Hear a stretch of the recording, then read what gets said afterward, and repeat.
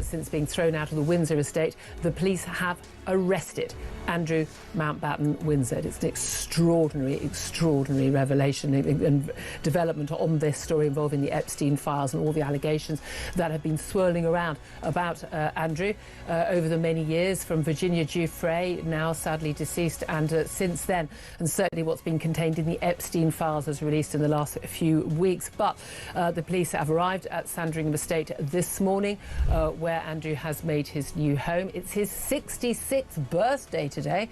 What a birthday present that is. He has been arrested by the police. Of course, the brother of the current king, the second son of our late Queen Elizabeth. This is an extraordinary development. Those of us who've been talking an awful lot about establishment cover-ups and lack of, should we say, interest by the police in what are very, very serious allegations against Andrew. Perhaps pleased that that pressure has finally been put on the police, and they have done the job of actually looking into these issues seriously. Must bear in mind, of course, that the Prince has not been charged with any crime at this point, and he has always denied any wrongdoing in relation to any of the allegations about him. We'll give you more on that. We'll talk to you about that throughout the show, but I'm just being told that the arrest has been on suspicion of misconduct in public office. This, of course, relates to those Epstein file allegations and the documents that, if they are true, would suggest that he had, it is alleged, passed on basically what was confidential government information when he was the UK trade envoy for this country for 10 years to Jeffrey Epstein for Jeffrey Epstein's financial gain. After one day doing my passable impression of Florence Nightingale and Mrs Hinch, my daughter, thank you for your messages, is on the mend, which is great. And thank you to the legend that is Ian Collins, who sat in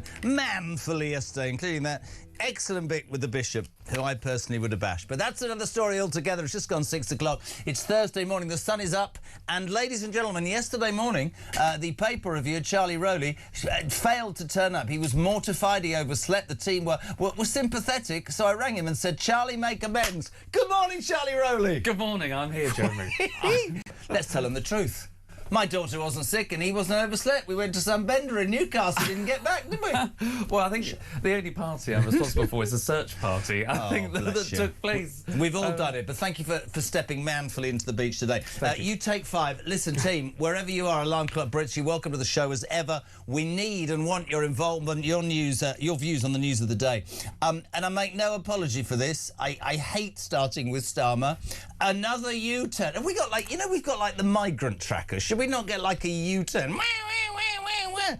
U-turn number 16 incoming, and there's a reason I want to start with this today. You might have heard Outrage on Tuesday night making a big thing about how Labour needs to change direction, get back to what it's all about, working people and, caring about unions and all that, supported actually overnight by Andy Burnham. It's interesting, looks like Starmer is going to water down his plans to increase the time it takes for migrants already in the UK to qualify for permanent settlement. She says that's un-British. She says we should be more sympathetic to migrants. Really? Let me give you an example, or rather 2, of why we actually shouldn't and why this entire system needs overhauling. And if he waters this down, which I'm sure he'll do to save his own bloody skin as ever, yet again that will prove what an absolute disgrace of a Prime Minister. Couple of stories. A migrant criminal has won his right to stay in Britain. We did this story a year ago. I jest not.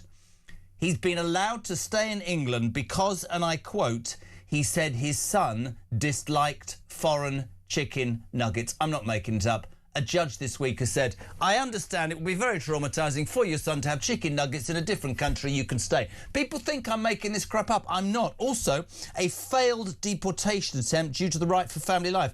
A Nigerian migrant who went on to rape a 19-year-old girl in Wrexham after a previously sexually motivated attack by imprisoning a woman in Manchester, has been allowed to stay because apparently he's got a right to a family life. Sorry, I know it's early. And the 2 women that you sexually attacked whose lives are blighted forever, you haven't. Starmer, you're a gutless piece of...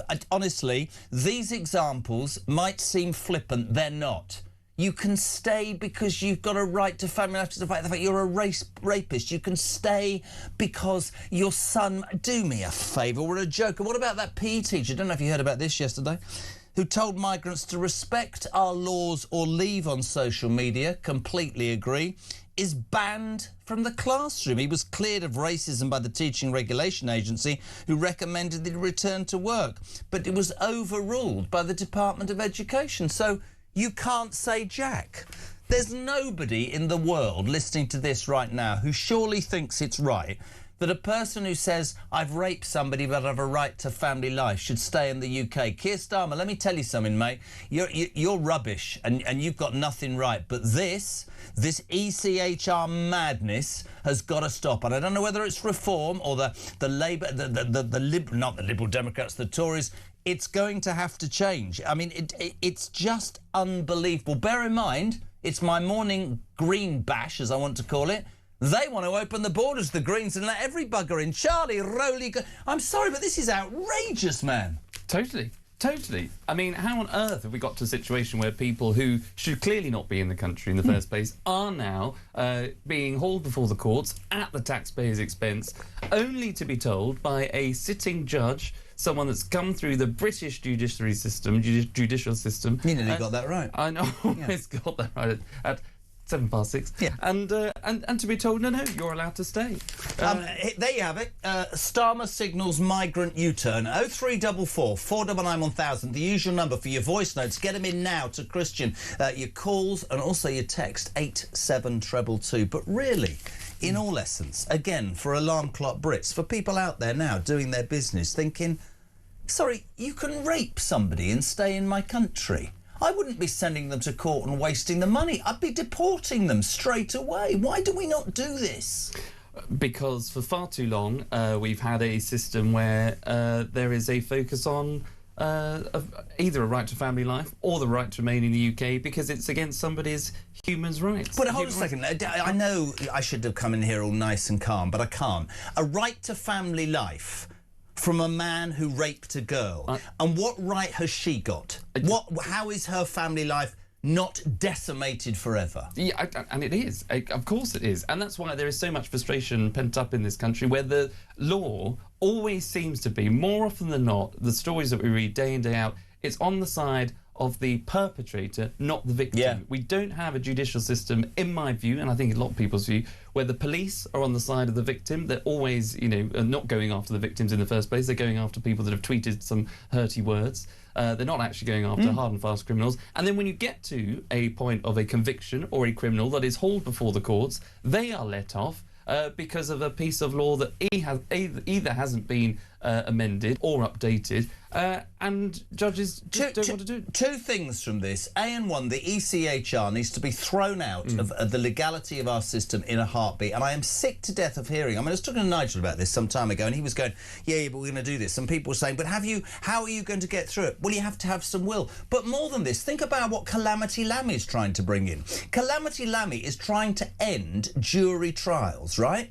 Which means that idiots like these judges who will allow somebody to say because their son doesn't like chicken nuggets. No, you're smiling. Those bloody judges, how are they going to be in terms of general court cases if they're this warped when it comes to what, to anybody else, mate, would be complete common sense? No, you raped a girl, go or be incarcerated. No, you're 100% right, and there's no getting away from it. This has been the biggest shake-up of our courts and judicial system for since it's been created, actually, for about 350 years. And what we're going to see now is ministers trying to... It's cutting corners, Jeremy. That's all it is. Yeah. There is a backlog in our justice system. There are too many people that are waiting to have their day in court who are victims of rape and sexual abuse. The answer to that is not to all of a sudden abolish jury trials for people who actually need them, where you're tried by your peers. That is a British institutional tradition that we have in our country, and rightly so, because it's worked and it's been replicated across the world. Get rid of that. You get rid of justice in this country, and it's cutting corners just to bring down the backlog. Well, you don't do that by cutting jury trials. You sit longer. You have longer sitting trials. You open up council offices where they're not sitting at a weekend. Yeah. You actually might make lawyers, dare I say it, handsomely paid lawyers, work a bit longer than 10 till 4, which are the normal court sitting times. They can go on a bit longer. Judges might be able, I'm sure they can, sit a bit longer in the day and do a couple more hours work like the rest of us. That's the way you get rid of the backlog. It is not cutting corners. It is not cutting justice for people that want to and demand and have a right to a jury trial. Just say to you, alarm clock Brits this morning, right? 0344 499 1000 87222. Look, Tim, I wouldn't agree with everything, Tim. He says our legal system is disgusting. Time to bring back the rope. I agree with half of that and not the other half. But here's the truth, right? Anybody with a brain cell is going to look at this and go, right, so there's an antiquated law called the ECHR that 70 years ago was instigated because it gave people rights. At that time, the world has changed. There are people who shouldn't be in this country coming to this country and actually being treated better. But now, forget the economic better life they get. You can stay here having, I'm going to say this all morning, you can rape a girl of 19 in Wrexham and be allowed by a judge who frankly shouldn't even have the damn job to stay due to your right for family life. That judge should be struck off. It doesn't... Can anybody tell me that's listening this morning whether that makes any sense to anybody? Because it can't do. That's where we're becoming embarrassing. Have you got that clip by Snowden yet? This is unbelievable. Have you got it? So yesterday, we had Prime Minister's question time in between cleaning the house and being Mother Teresa, right? I have to say, there was a Tory MP called Andrew Snowden. He absolutely eviscerated Starmer. And the reason I want to play it now is, it doesn't matter whether you ask Starmer about the ECHR, about Lord Mandelson, about Lord Ali, about anything, he won't damn well answer a question. This was one of the finest performances I've seen in a long time. Take it away, Andrew Snowden. Every week the Prime Minister comes here and reads out this pre-scripted nonsense that bears no resemblance to the questions he's actually asked him about Peter Mandelson and he answered about the war in Iran. The Leader of the Opposition asked him about Mandelson again and he answered with an attack on the Shadow Justice Secretary. He was asked about Mandelson again and talked about protests in London. What is he scared of? What is he hiding? For a man who has spent years presenting himself as a forensic investigator, he has certainly had a blind spot to the details for this convicted paedophile with a friend in high Labour places. So I shall ask him again, when he found out that Lord Mandelson had an ongoing relationship with the convicted paedophile Jeffrey Epstein, did he speak to him personally before appointing him ambassador to the United States? Mr. Speaker, we've set out the process. It is being put before the House. But I know why they don't want to. They don't want to talk about the war because they supported going into the war without thinking through the consequences. That is a huge error of judgment. I realise they don't want to talk about it ever again. I'm not surprised. Nor do they want to talk about the Shadow Justice Secretary saying that Muslims are not welcome to prayer in Trafalgar Square. She should remove him from their front bench, or I suspect he'll be up there next on that trail. Is pointing at reform. The man doesn't answer a question. And if anybody is in any doubt that the ECHR under Labour would ever be taken out, they can think again. Angela Rayner wants the Labour Party to go further to the left. More migration, higher taxation, all those things that make no sense whatsoever. And he is such a gutless man, he will absolutely bow to that pressure, will he not? Because he knows that's the only way to save his own backside. And that's what we've seen repeatedly time and time again with this Prime Minister. You know, whether it's on the benefits bill that needs to be brought down, those cuts that he proposed, had to U-turn on them, had to climb down when it came to everything that we know. The list goes on. It's hard to know where to start because the list is so long. But you're absolutely right. And, you know, Kemi turned round after Andrew Snowden made that point and she sort of nodded to him because she knew that was a brilliant question because the Prime Minister is on the ropes. And you know when you're on the back foot, when you start deflecting and start talking about the opposition. But I thought it was quite interesting for a man who's a pacifist, for a man who doesn't want to get involved in a war, his only answer to the Mandelson criticism was to say they don't want to talk about a war. The truth of the matter is, and this is, do you know what? This is absolutely amazing. I agree with Liam in Accrington. We definitely need, oh, the beautiful Charlie, we definitely need a U-turn counter. I think we're going to get one. This man has nothing that he sticks to. Morning, Pete. Good morning, young Jezza. Right, these people being allowed to stay in our country, this has really enraged me this morning.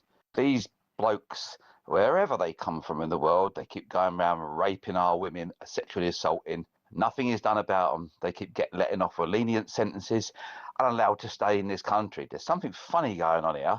Anyone that does anything like that to a woman, they should, by law, be chemically castrated.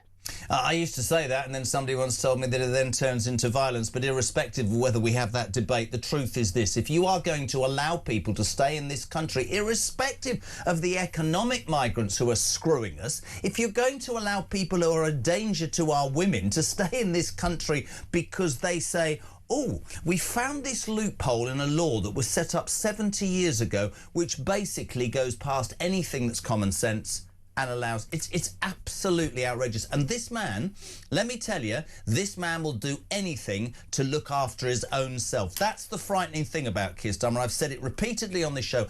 I don't care if I disagree with everything he stands for. But to tell you something here and now, I would really expect him to be able to look at that and go, that is fundamentally wrong. He's got a daughter. I'm sorry, I'm going to do it. I don't give a toss. A 19-year-old girl in Wrexham, right, raped, and the migrant gets to stay. What would Starmer say, or one of his crony front bench, if it was one of their kids? What would he say then? Would he still say, yeah, we need to keep the ECHR because, you know, it's really important international law and people's human rights? No human rights of that girl, Charlie. It enrages me. Absolutely. And everybody will be in total agreement with you, and rightly so, because it is completely outrageous. But all it takes is a letter from the Justice Secretary to the judges, His Majesty's judges, to say, this is how you should be interpreting the law, OK? There's none of this niceties around these particular cases. But you say about interpreting, why doesn't their brain tell them that allowing a rapist to stay is basically fundamentally abhorrently wrong? For the same reason that that letter hasn't been sent by this Labour government, for the same reason why we've got a bunch of left-wing lawyers that are running the country that will sit round the cabinet table, that will debate all of the points of law and debate all the intricacies of, is that the right thing to do? Is that complying with the ECHR? Is that going to upset our EU allies? Is this going to be something that gets brought before the international court, criminal courts? All of this goes on, it wastes an awful amount of time, and it's not actually having anybody with the foresight or just the political acumen. What about the bravery to stand up for what's right and what's wrong? And the common sense to say that is fundamentally wrong. This person has committed a vile, abhorrent crime. They should not be in this country. They should be on the first plane out. And that's the end of it. And also, is it not right to say, Christian, let me know this, but I would have thought that the two things that any government was supposed to do was A, protect its people, and B, protect the nation. Defence-wise, he won't do anything. And we're talking about people. We're talking about citizens of this country, this girl who got raped by a guy who now has a right to stay here. Lee, good morning. Morning, Jezza. Lee from Scarborough in his van, veteran. I've been to the petrol station, filled my van up with diesel. Virtually, what's it gone up, 25 pence? And then my heating oil, that's gone up as well. And do you know what, Jezza? I get no relief on my heating oil because I don't qualify, because I work, and I've always worked. These migrants coming in here, getting softer, we need to get harder and fight hard against this. This Starmer, it's just getting worse and worse. Good show, Jezza. Keep it up. Thank you, my friend. 0344 499 1000. Morning to Dave in Aberdeen. Jez, Starmer is like Basil Fawlty. Don't mention Mandelson. I couldn't agree more. Reg Gardner, I think I've annoyed him. He said it's becoming the Keir Starmer show again, Jez, isn't it? It just enrages me, Reg, that people live their lives. Alarm clock Brits go to work. People live within the confines of the law. And you can come to this country illegally, rape a woman and stay because some idiot judge thinks that there's a law that It doesn't make any sense to me. Lee's in Market Harborough. This latest U-turn gives us an insight, Jez, into the hell that Rayner is willing to unleash on this country. None of this will end well. Morning, Jez. Those stories just make me think, what's the point in living within the law in the UK? I spend over $3,000 a year to travel to work and buy my food, but see others push through barriers, steal food, and then the courts do bugger all. What a country. Sean in Gloucester. Morning, JK. Bloody furious again. Keith Starlin is as weak as anything, and Rayner needs to wind her neck in and pay her extra tax before she starts preaching to us all, which is sort of understandable, right? Totally. You can't have one rule for one and one rule for the rest of us, and that's where we are. But look, just put it this way. You know, you've got a left-wing Labour government that are more prepared to talk about the minorities and to talk about this issue. So, you know, these migrants, they've had a terrible life. So they've gone on to commit these crimes, but we'll put that to one side because their rights come first. That is totally... They've had a terrible life, which means they rape a girl and get away with it. That would be the view of the left. And I say that, and I don't say that lightly, because you can take any other aspect of our life. So if there is a minority group of people in our educational system who are underperforming, you target that group, you make things better. If there is a minority outbreak of some meningitis, for example, you target that community, you sort it out. When it comes to Pakistani rape gangs in this country, you target that minority of people that are committing over and above a proportion of crime per head population. Absolutely. There is clearly an issue within that community. You go in, you sort it out.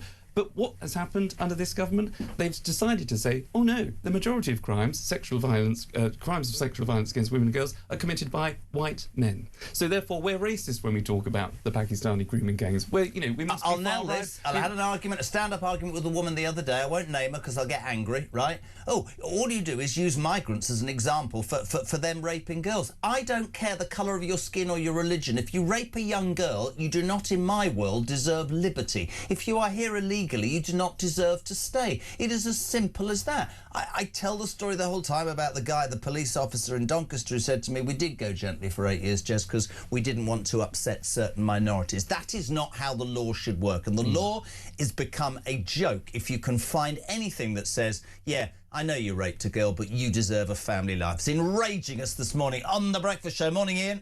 Morning, Jezza. Charlie, Ian from Unferth. Glad to hear you back, Jezza. I hope everything's on the mend.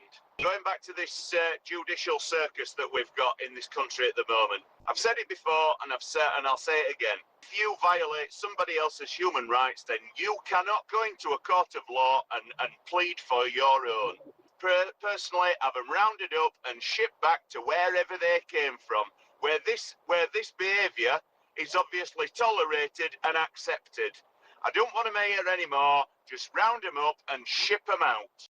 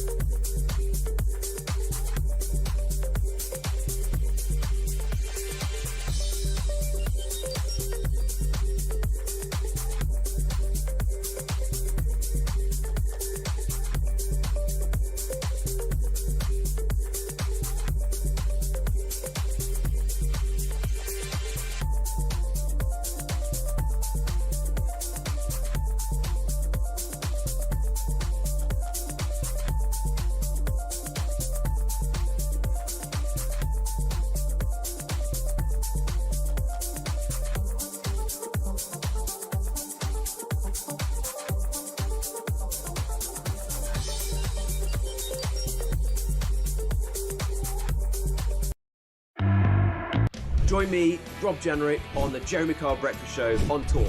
There's a lot of harm happening in the country right now. People feel like the country's in a mess. Why is it so difficult for this Labour government to just say what a woman is? to believe in basic biology and common sense. Take away these human rights laws, which have got completely out of control now. You know, I do believe that economies can be fixed and you can get catch-up growth. On illegal migration, we're very clear. We're going to detain and deport absolutely everyone who enters our country illegally. Ring in, ask me any question. I'm here to answer. Across the UK, on DAB+, on YouTube, on your mobile, and on your side. This is Talk. Welcome back, my friends. 6:25, JK back on breakfast. Thank you to Ian Collins yesterday. Yes, thank you for your messages. My daughter Ira's on the mend. 0344 499 1000 is the only number you need. Loads of you wanting to call this morning. We'll get some of those on. Voice notes to the legend that is Christian as well. Big M on the deals this morning, the dials even. 0344 499 1000. Morning, Graham. Morning, Charlie. Morning, Jezza. I watched PMQs yesterday with my mouth open because Starmer once again will not answer any questions. As you just played a video, Kemi Badenoch asked 3 or 4 times about Mandelson. Starmer went straight back into the war in Iran. He just refuses to answer a question. It's outrageous. You know, Starmer should be made to answer the question that is asked. Lindsay Hoyle should step in more and say, like, you need to answer a question. Although he did say to Kemi Badenoch, I'm not responsible for the answers. Interesting. Yeah, well, look, here's the thing, isn't it? The Speaker is going to think about being, re-asked to do the job very, very soon. I have to support Andrew Snowden, who attacked Starmer, and I also have to support Kemi Badenoch. I don't want to bring it back to Mandelson, because today we're talking about migrants, and in a minute we'll talk about the EU, because that's another harebrained idea they want to do. But the truth of the matter is, he doesn't answer anybody. It was great telly, by the way. I mean, nothing ever gets answered in Prime Minister's Question Time anymore. To say Kemi heckled him would be an understatement. Here you go. Mr. Speaker, I know he doesn't want to talk about the documents he tried to bury last week. He's going to try and talk about anything else, but he's not going to get away with it. I asked him a question he did not answer. We know the Prime Minister was warned about the risk of appointing Peter Mandelson. This is not about the process. He knew that Mandelson stayed in Epstein's house after Epstein had been convicted for child prostitution. He knew that, so I will ask him again. Did he speak to Peter Mandelson about this before the appointment, yes or no? Now, obviously, this is a question of my judgment, but what about her judgment? She wanted to rush into a war with Iran without thinking it through. At the weekend, Mr. Speaker, three weeks in, she said, oh, there isn't a clear plan behind the US strikes in Iran. That's the question she should have asked at the start. The decision to commit the UK to a war is the biggest decision a Prime Minister can take, and she got it completely wrong. I didn't hear an answer, Mr. Speaker, and he's right, it is about his judgment. The Prime Minister told us on the record, and I quote, I believed the lies he told me. If the Prime Minister didn't speak to him, how can he say he lied to him? The process is clear. It's been looked at by the independent advisor. Oh, my God, the process. Can I just obviously apologise to... who is it? Oh, yes. Thank the Lord Charlie's there this morning, says Jane Knock with his calming voice. I think Jess is going to implode. Not sure migrants have had a bad life. They come here to do what they want because they are being allowed to. Prime Minister's Question Time. But overall, just as a view of Keir Starmer, I mean, look at him. I don't know if you're watching on YouTube or just listening. He looks completely skewered. And I genuinely believe that this story this morning, that another U-turn is about to happen because, I mean, I don't think the Labour Party have done anything about the migration problem in this country. I don't think they have any intention of doing anything. But the fact that Rayner's come out and said, you know, it's un-British and we need to let everybody in and calm down, and the left have gone, oh, Anne, she's back, she's brilliant, means he'll water it down. And we keep going back to these stories. If you are waking up at 6:30, I do not with any joy make this up, but on the day that we hear that Keir Starmer's probably going to water down the immigration rules, 2 stories for you. A migrant criminal has won his right to stay in Britain after fighting deportation. We did this story months ago by arguing his son disliked foreign chicken nuggets. You think I'm making this crap up? I'm not. And the one that's just infuriated everybody this morning. A Nigerian migrant who raped a 19-year-old girl in Wrexham after a previously sexually motivated attack by imprisoning a woman in Manchester has got to stay, according to a judge, because he has a right to a family life. If you're waking up, he's got a right to a family life, but you can rape somebody whose life is blighted forever. Kim in Devizes, white men who rape don't target Pakistani girls. There's a difference. I get that point, Kim in Devizes, but rape is rape, and any man that does that to a woman deserves to, as I've said, be incarcerated or deported. I just don't consider it. I don't know how we think it's acceptable to allow men into this country who have a very different view. And here's something for you, Charlie, before I completely implode. These are the very people that want to leave these countries because they hate them, and then they come over here and do exactly what they're allowed to do over there and get away with it. Absolutely, and that's why for far too long many people will say that we have been, as a UK, a far too soft to touch. Yep. People come here to this country. If you want to come to the UK, you should abide by, obviously, the law, but our values, and adhere to our practices, try and and our learn language and our laws. Exactly, and integrate and be part of contributing to the society. All we see day after day, particularly now as the weather is only going to get better, with any luck, on the one hand, but on the downside of that is that you're going to see more and more people taking that small boat crossing, more and more people coming into the UK illegally that won't be processed, that will be held up in that system for however long, 2 to 3 years, that will be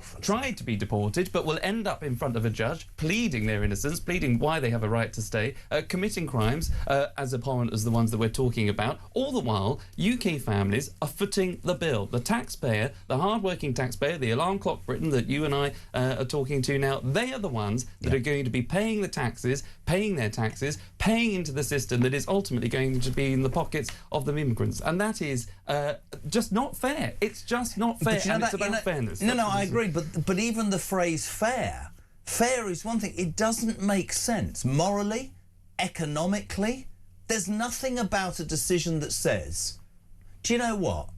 I know you've come here illegally, and I know, I've never experienced what you allege to have experienced, but you go ahead and rape a woman and we'll let you stay. There's nothing, if there's anybody listening to the show, seriously, I don't mean to offend anybody, that thinks that that's acceptable, then we're on a different planet. Because to me, if you perpetrate that crime against an innocent girl, you don't deserve to be here. JK and Charlie, the cow that is Starmer, is an absolute joke. What has he done since elected? Nothing. He hates this country and never puts the British people first. I think, says Margaret in Birmingham, he genuinely doesn't care.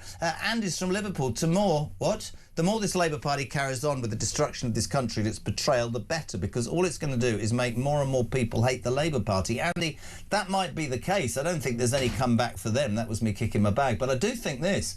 I fear, if they are in for another 3 years, just how bad this is going to be. Morning to Mary in Canterbury. I can't understand what my country has come to.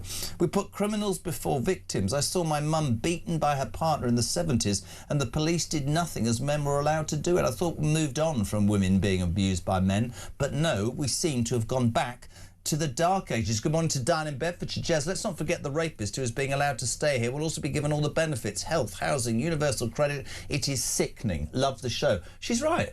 Absolutely, absolutely. And what does that say again to the people that are working hard, playing by the rules, doing the right thing day after day, wanting to try and work hard, working 2 or 3 jobs maybe just to make ends meet when we have a cost of living crisis? But that's the one half of us as a society, UK Brits. On the other hand, you've got people that do come into the country illegally that do get their health care, that get their dental care, that do get put up in those hotels at the cost, again, of the UK taxpayer.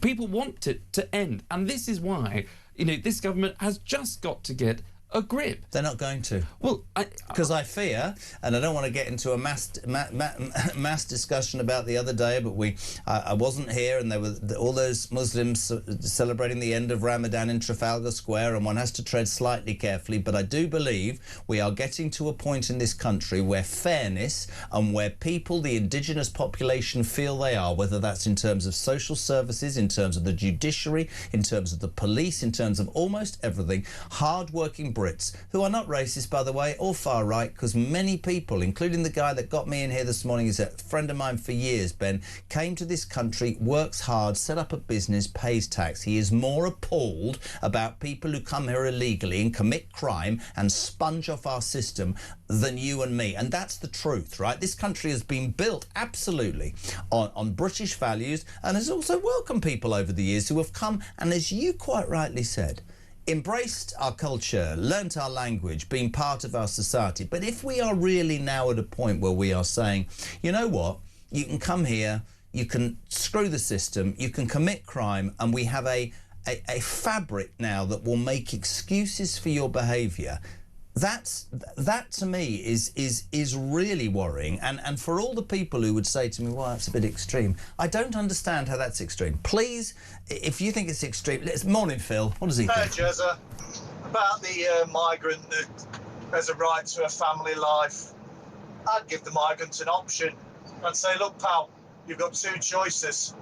You either go home voluntarily, or you stay here, and every Friday we put you in a locked cell with your victim's dad, brothers, uncles, etc., etc. And we don't let any of you out for an hour. And that happens every Friday. Your choice, pal.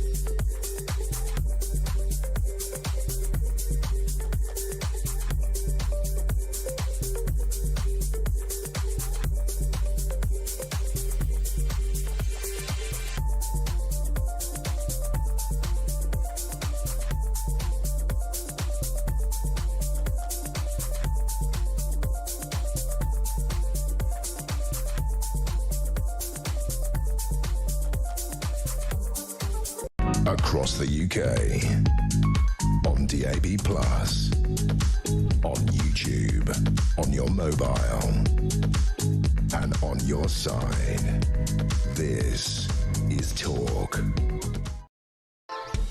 Morning, my friends. 23 minutes to 7 o'clock. You would talk breakfast. It's the home of common sense and the home of the alarm clock Britain, the home of Charlie Rowley, back after an enforced problem yesterday.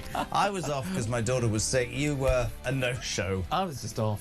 I was just off. Should we just tell the truth? You don't like Ian Collins, do you? He hates him. He didn't want to be in the same room as him. I heard he was. Can I just tell you something that I want to say about my mate? Probably one of the most consummate broadcasters you could meet in your life. He's a top man, Collins. Jez, Charlie, in any other country, for example, the US, Australia, etc., you cannot enter with a criminal record. In the UK, it's almost becoming compulsory. Morning, Jez. Tony Blair changed Prime Minister's question times from twice a week to one. I think Starmer could do Prime Minister questions every day and would still avoid the question. And wherever possible, pull the Reform Party into the debate. Quite right, Keith. This is interesting from John in Lincolnshire. You're a political nerd. He said, I reckon the opposition should all refuse to attend Prime Minister's questions en masse because it's completely pointless, and the sight of a mass walkout every time he appears in the House will surely force action on this clown. Has that ever happened?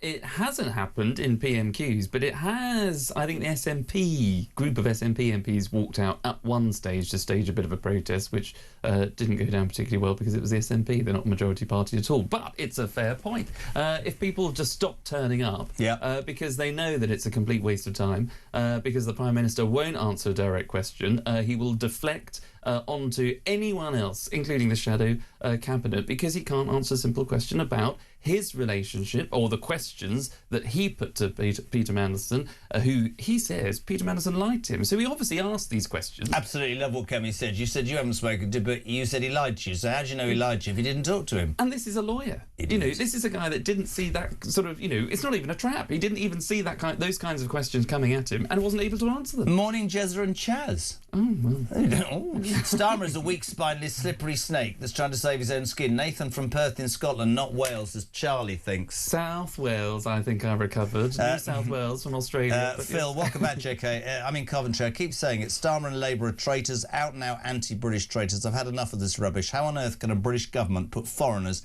ahead of its own people? And just quickly, Tim in Suffolk, what the courts, Starmer and the judiciary need to remember is they don't... See, I don't agree with this, but I'm gonna read this because this is important.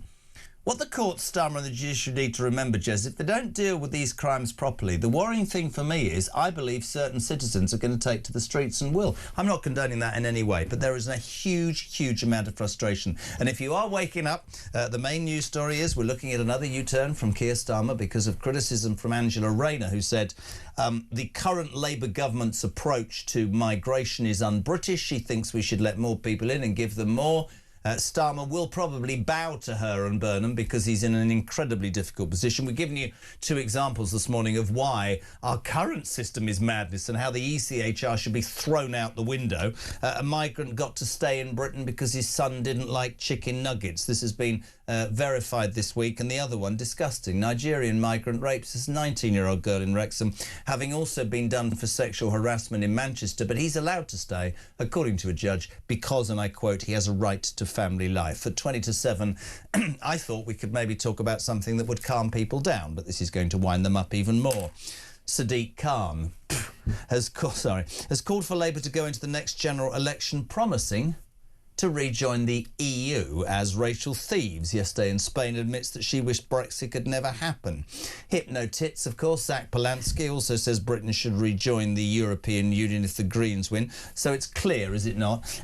Many on the left want us back in Europe. Morning, Matt. Morning, Jezza. Glad your daughter's better. So Sadiq Khan can't answer the question. He's a lawyer, what do you expect? They're worse than the crooks themselves. You know, you've got Khan in London yesterday saying that Britain should go back into the EU. You've got Angela Rayner saying we should go back into the EU. You know what's coming next, don't you? This Labour government are going to put us back in the EU via the back door, just so they can get rid of all the excuses of why they've run the country down to the ground. Great show, Jez. Speak to you soon. I'm slightly worried about asking this question, but how are they going to do that by the back door, Charlie? Well, they are going to try every which way to have the UK close aligned with the EU through trade, through taking us into things like the Erasmus scheme, taking us back into all kinds of things that we pulled out of, because we were a net contributor to the EU. We funded parts of those projects. We contributed intelligence to some of the security stuff. We've pulled out to become more safer, more secure, more independent, where we weren't getting a fair deal and where we could try and work out a relationship where we can actually prosper and thrive outside. The idea... well, first of all, I actually applaud these politicians to a degree, because at least we're now seeing some politics. You know, we're now seeing what we all knew was the truth. We're seeing the true colours, and there is now a dividing line. Thank goodness. I mean, and there was in the first place because of all the U-turns. You can't, carry on to you don't know what the truth is, do you? But at least we now know at the next general election, the Labour Party and the Greens will want the UK to rejoin the EU, and they'll want us to go in where we contribute even more than we did before, and where we were more. And we will become more of a rule taker than what we were before, with no say over those rules or regulations. With a view to what? Because I wasn't on air at this station when it came to pass about the EU, and I know people are really strong, but this is how I saw it, and this is what I'd love you to explain to me. I thought that as an island that seemed to be controlled by Europe in terms of laws and finances, that we should stand alone and prove to the world that British business, the things that we make, the skills that we've got, were okay enough, strong enough to survive in the world. that hasn't materialised. I would suspect that the Labour government could be accused of making it so difficult for businesses to flourish with all of the NI increases and workers' rights that they've brought in, which is why business hasn't flourished, and of course recessions, etc., etc. But are you seriously telling me that they're, I mean, of course they're stupid. Look at what we've talked about already. They're going to go against a majority of British people at the next election. Here's a question for you. A lot of people, when they criticise me on this, say, yeah, but if you had a referendum today, 80% of the country would say rejoin the EU. I don't agree with that, do you? No, I don't. And I think, look, you know, it's 10 years on this year when we first had that Brexit vote. And, you know...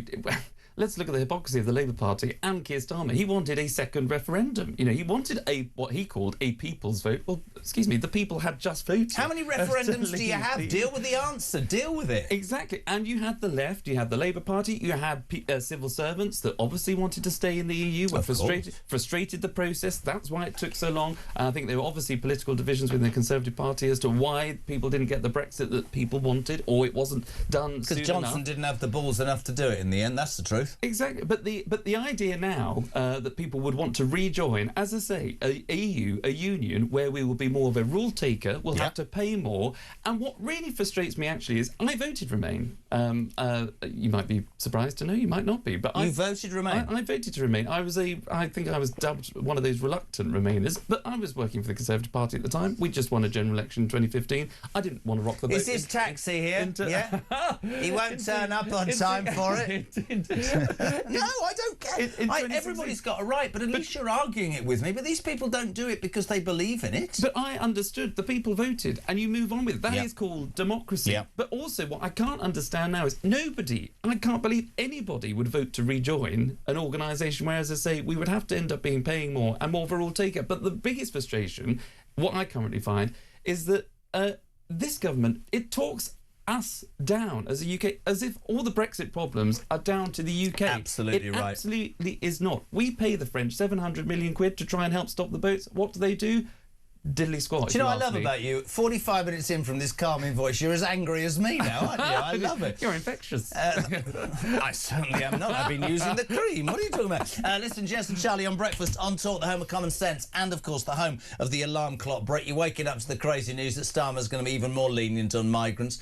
You're waking up to the news that a PE teacher who told migrants to respect our laws or leave on social media has been thrown out of his or her job. And then we find the truth. Sadiq Khan, Zach Polanski, Rachel Reeves, they think Labour or the Greens should rejoin the EU. Thoughts on that, my friends? 0344 499 1000. Morning, Laura, how are you? Jeremy, Laura in Wiltshire. Yet more terrible news. Surely one of the things we could try and do is name and shame these idiot, moronic, misguided judges who are making these appalling decisions. Let's get their names out on social media so that they are publicly embarrassed by their terrible decisions. They don't have to make these decisions. They choose to. We really need to do something about it, Jeremy. Great show.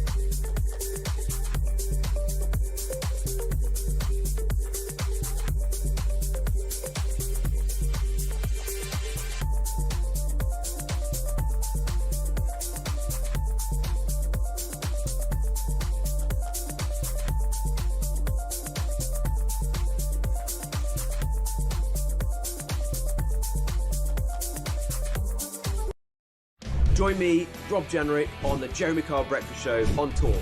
There's a lot of harm happening in the country right now. People feel like the country's in a mess. Why is it so difficult for this Labour government to just say what a woman is? to believe in basic biology and common sense. Take away these human rights laws, which have got completely out of control now. You know, I do believe that economies can be fixed and you can get catch-up growth. On illegal migration, we're very clear. We're going to detain and deport absolutely everyone who enters our country illegally. Ring in, ask me any question. I'm here to answer.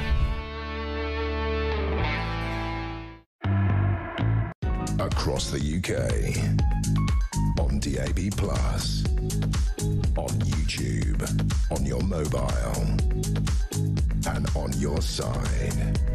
This is Talk. Welcome back, 10 to 7. Let's take some calls. Let's make a change. Charlie, Rody and Jez on breakfast. Jake's in Staffordshire. 1 minute early on breakfast. Jakey, what you got? Hey, mate, you're right. I'm going to try and get as many of my points in one. So, I live in quite a nice part of Staffordshire. Brilliant. And I walked into town the other day with my missus, my little one-year-old girl. There was a Green Party stand in the corner. One of them come up to me, giving me all the spiel about, you know what to do. I disagree with them, got called a racist. I then went to work yesterday. I'm a HGV driver, so I work away all week from my family. And I looked at my pay slip. I sat there with my missus, looked at my pay slip, and I thought, why do I bother? Do you know what I mean? I go away from my family for 5 days a week, only get at home 2 days a week, and I sit there and I think, why do I bother? You know, and I'm almost certain that very shortly they're going to put migrants on our estate, you know, like around our area, because we're one of the areas that haven't yet, which they will do soon. And I just think, what, we're paying all this money in our taxes. I'm working all these hours all week away from my family. And what's the point? I couldn't agree more. Can I ask you a question? Charlie Rowley's with me. When you say what you've just said to people, do they call you far right, an extremist, and a fascist? What do they say? That's exactly what I got called the other day. You know, Greens have never ever been in Lichfield. I've never seen them in Lichfield before. And the other day was the first time, and I got called far right, I got called racist, and I got called a bigot. By a green candidate, yeah? Yeah. Well, it was a canvasser type thing, but regardless, that's what you get called, just for being scared about my. I've got, like I said, I got a 1-year-old little girl, and I'm scared of what the future is going to be and what the country is going to be for her. Jake, good man. We completely agree, and keep the faith and keep it talk. I'll shoot to London. Ian, 1 minute on Talk Breakfast. What you got, kidder? Good morning, Jeremy. We're talking about our criminal justice system and crime. Yeah. Well, 50% of our court buildings have been sold off. Mental health hospitals were sold off, which led to 40% of Met police time dealing with mental health emergencies. 10% of our inmates should be in a mental hospital. 60% of our inmates have learning difficulties because they've closed all the special schools and incorporated in mainstream. It's not working. Ticket offices are all closed on our trains and tubes, so there's a crime wave on a network. And that was said by the BTP. It's now a hunting ground for criminals. May cut our police force, may cut our prison officers, and they privatised this probation service under Grayling, and it's a disaster. There's your answer.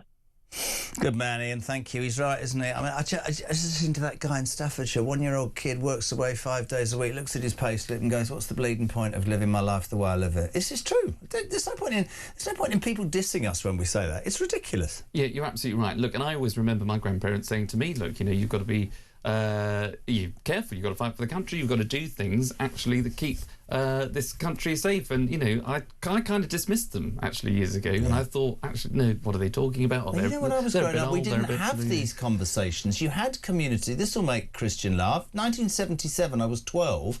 I remember the Queen's Silver Jubilee. There were street parties. Everybody got on. It didn't matter the colour of your skin. And I hate the fact that anybody who thinks it's okay rightly to criticise things that are going on. He said a Green candidate, because he said, hold on a minute, I'm paying all this tax for people coming illegally into this country. He got called a bigot and a racist by a Green candidate. That's wrong. Yeah. But, you know, not to worry, because, you know, if you vote Green, you can, you know, take heroin.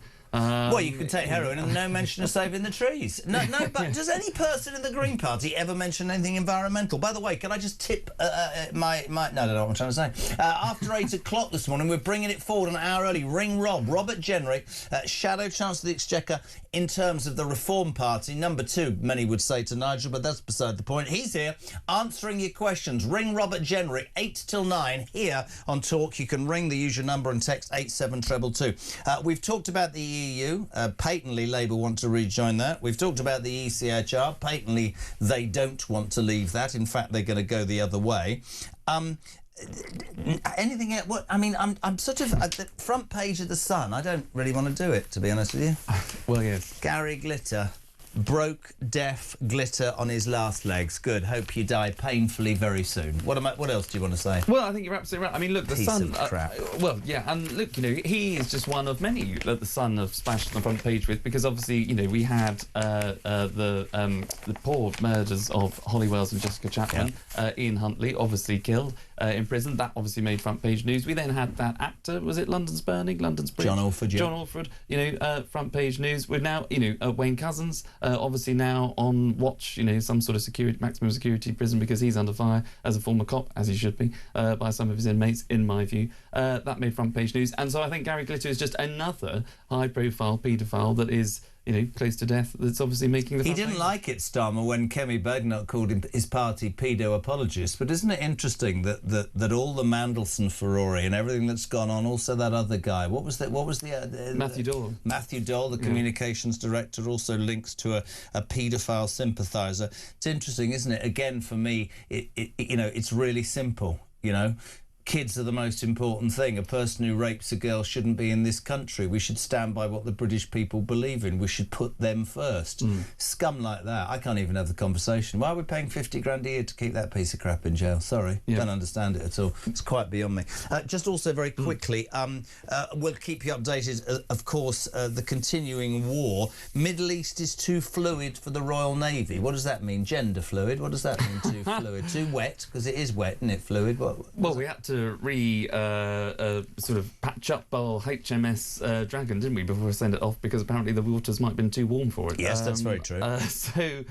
Look, you know, all I can hope about Iran is that this war comes to a close in the next 3 weeks. That's what Donald Trump I fear, and I'm not changing tack, I believe we should have been there. I fear it's not going to finish as quickly as Trump insinuated or believed it would. One is hoping, I think, as Iran decides to attack the world's major oil fields, that the world will now stand. Places like Qatar, who have announced overnight that that's an act of aggression, I think are central to it. Nobody wants to see what's going on. I know that there are cracks apparently already in the MAGA base in America over this, because, of course, Trump did stand on a non-interventionist policy, certainly in the Middle East. But there are millions in this world who quite rightly believe that the mad mullahs of Tehran have been financing, you know, horrible terrorist groups to kill people for years, and with a nuclear capability, they need to be taken out. But, you know, a majority, we were told the other day, don't think we should be in that. It's a situation that isn't going to go away, though, but we hope it does. We hope it does. And I can only hope, and I might be clutching at straws, I might be being an overly optimistic individual, but I think... It's not a bad thing. Well, not a bad thing, hopefully, but hopefully there could be an off-ramp for Iran now, because obviously... What does that mean, by the way? I read that yesterday. What is off-ramp? Just a way in which someone can climb down, can sort of get off, off the way in which they're currently going. A way of getting out of it. A way of getting out of it, because I think, look, Donald Trump will want to... Well, he won't want to negotiate with Iran, but if Iran can say, OK, right, that's it, it's over, but, you know, Donald Trump did slap down Israel yesterday for targeting one of one of the oil rigs that's sort of one of the mass... what are they? One of the mass... gas plants, that's it. The full-scale economic war, ramping up the missile attacks on the oil and gas plants in, I think it was in Qatar, wasn't it? Yeah, it is. So Donald Trump has slapped down Israel for its attacks, and I think that's a way in which, and with Qatar and the Middle Eastern countries standing up to Iran, I think that now allows the US to sort of pull out slightly and say, right, this is now coming to an end. Iran, put down your weapons. Israel put down theirs. Be interesting to see. Can I just say we love you? Completely understand about yesterday. It was my fault. I'm going to blame myself for Charlie not being here, but we'll see you next week. The legend that is Charlie Rowley, ladies and gentlemen. News at 7. More of your calls 0344 499 1000. You text to 87222. And James Price on Talk after the news next. Morning, Jeremy. Sean from Grimsby. With all the false outrage about this Tory MP who's being called to resign, I think a lot of these Muslims in this country bring the intolerance on themselves. You know, we see them moaning about Christian preachers on the street. We see them getting Jews banned from football games. We have hate marches every 5 minutes for terrorists. We have Muslim Pakistani rape gangs, and now we're letting literally shed loads in who are raping at will. We are the tolerant ones, but our tolerance is getting pushed to the very, very limits, mate. Anyway, mate, great show. Good to have you back.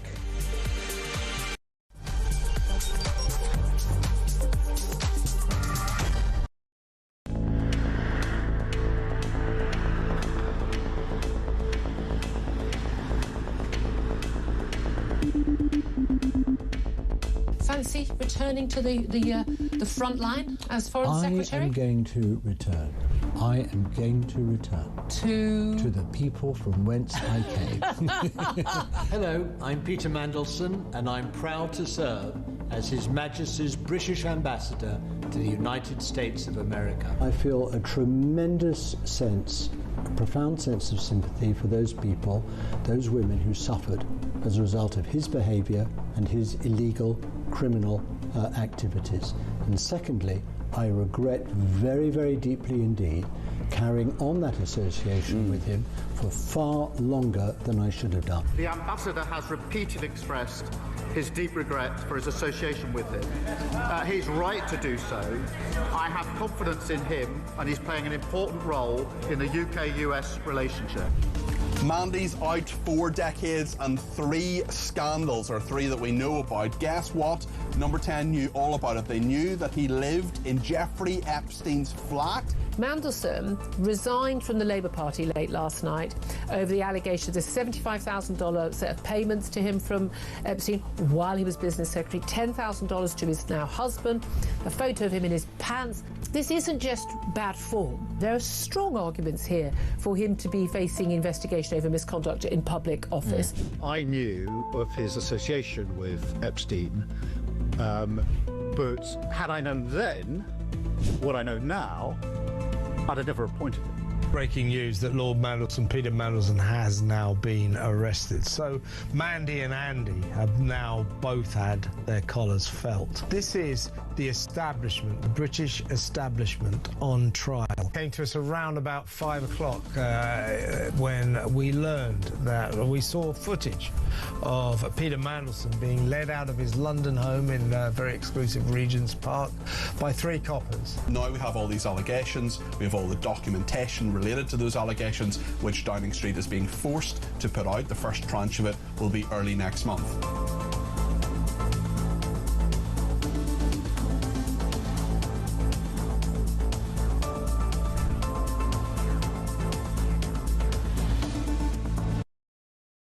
Across the UK, on DAB+, on YouTube, on your mobile, and on your side. This is Talk.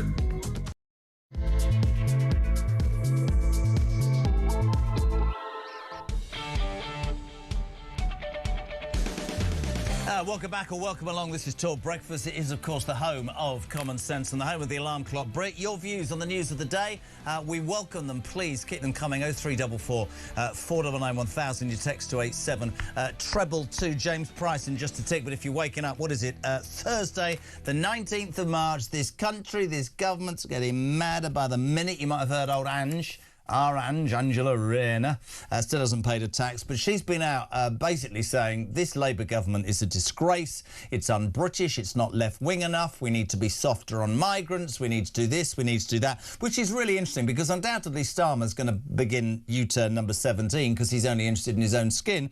I've just got 2 examples for you this morning, genuine examples of why we should be stronger on migrants, why the ECHR needs abolishing and why judges should know in any way be on their own without a jury. David Lammy, a migrant criminal, has eventually run his right to stay in Britain after fighting deportation with a human rights lawyer, and he successfully argued, and I'm not winding you up, that his son disliked foreign chicken nuggets.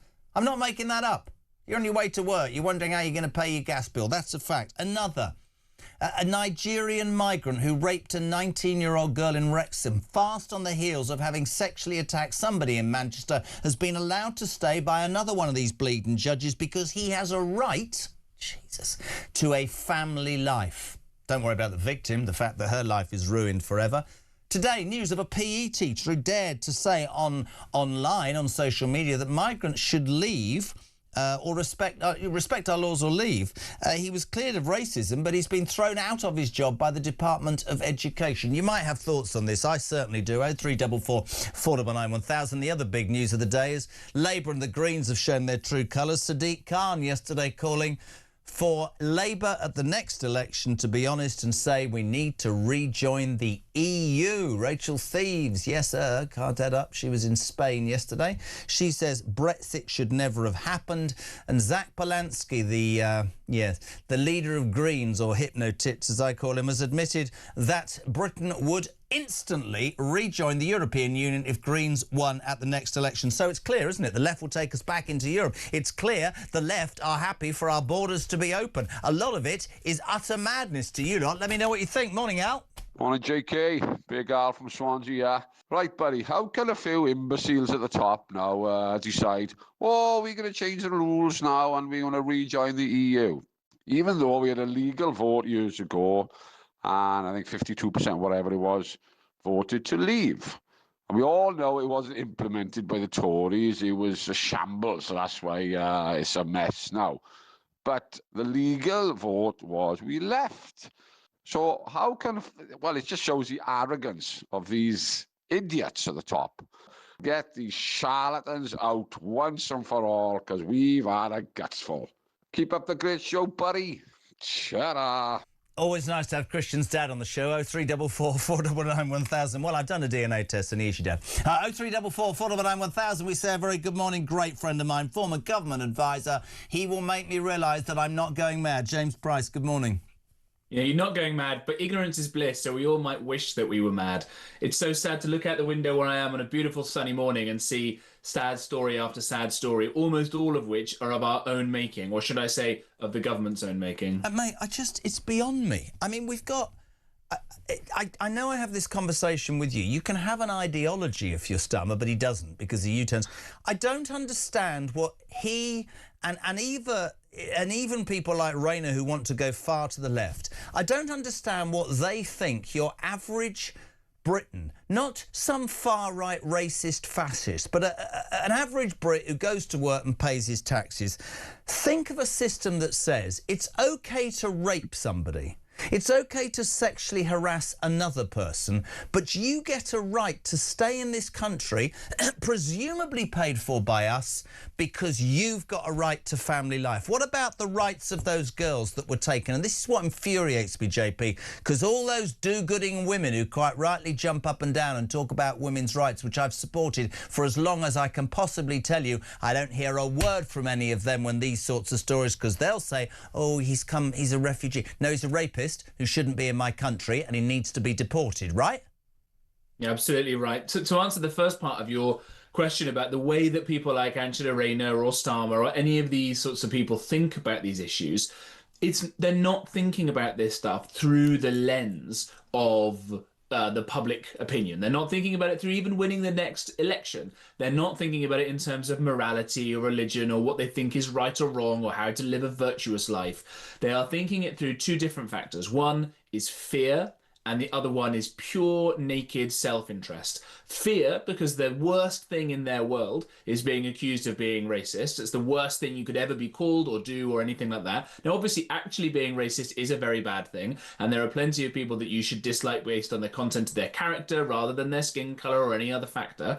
But that's the number one thing that these people are most scared of. Or they're scared, of course, of criticising certain groups who would then go on to threaten to chop their heads off. And the other part of this is just the pure, naked self-interest. The reason that Angela Rayner, or Ange, has popped up now is because A, she's got a book I think she needs to sell in order to pay off that tax that she cheated the taxpayer out of. But she can smell that after the May local elections, Starmer may be very vulnerable. She is in the prime position, God knows how, to take over from him, because the way that the Labour Party is totally bereft of any IQ above 100 points these days. They think that she's the answer to any sort of question.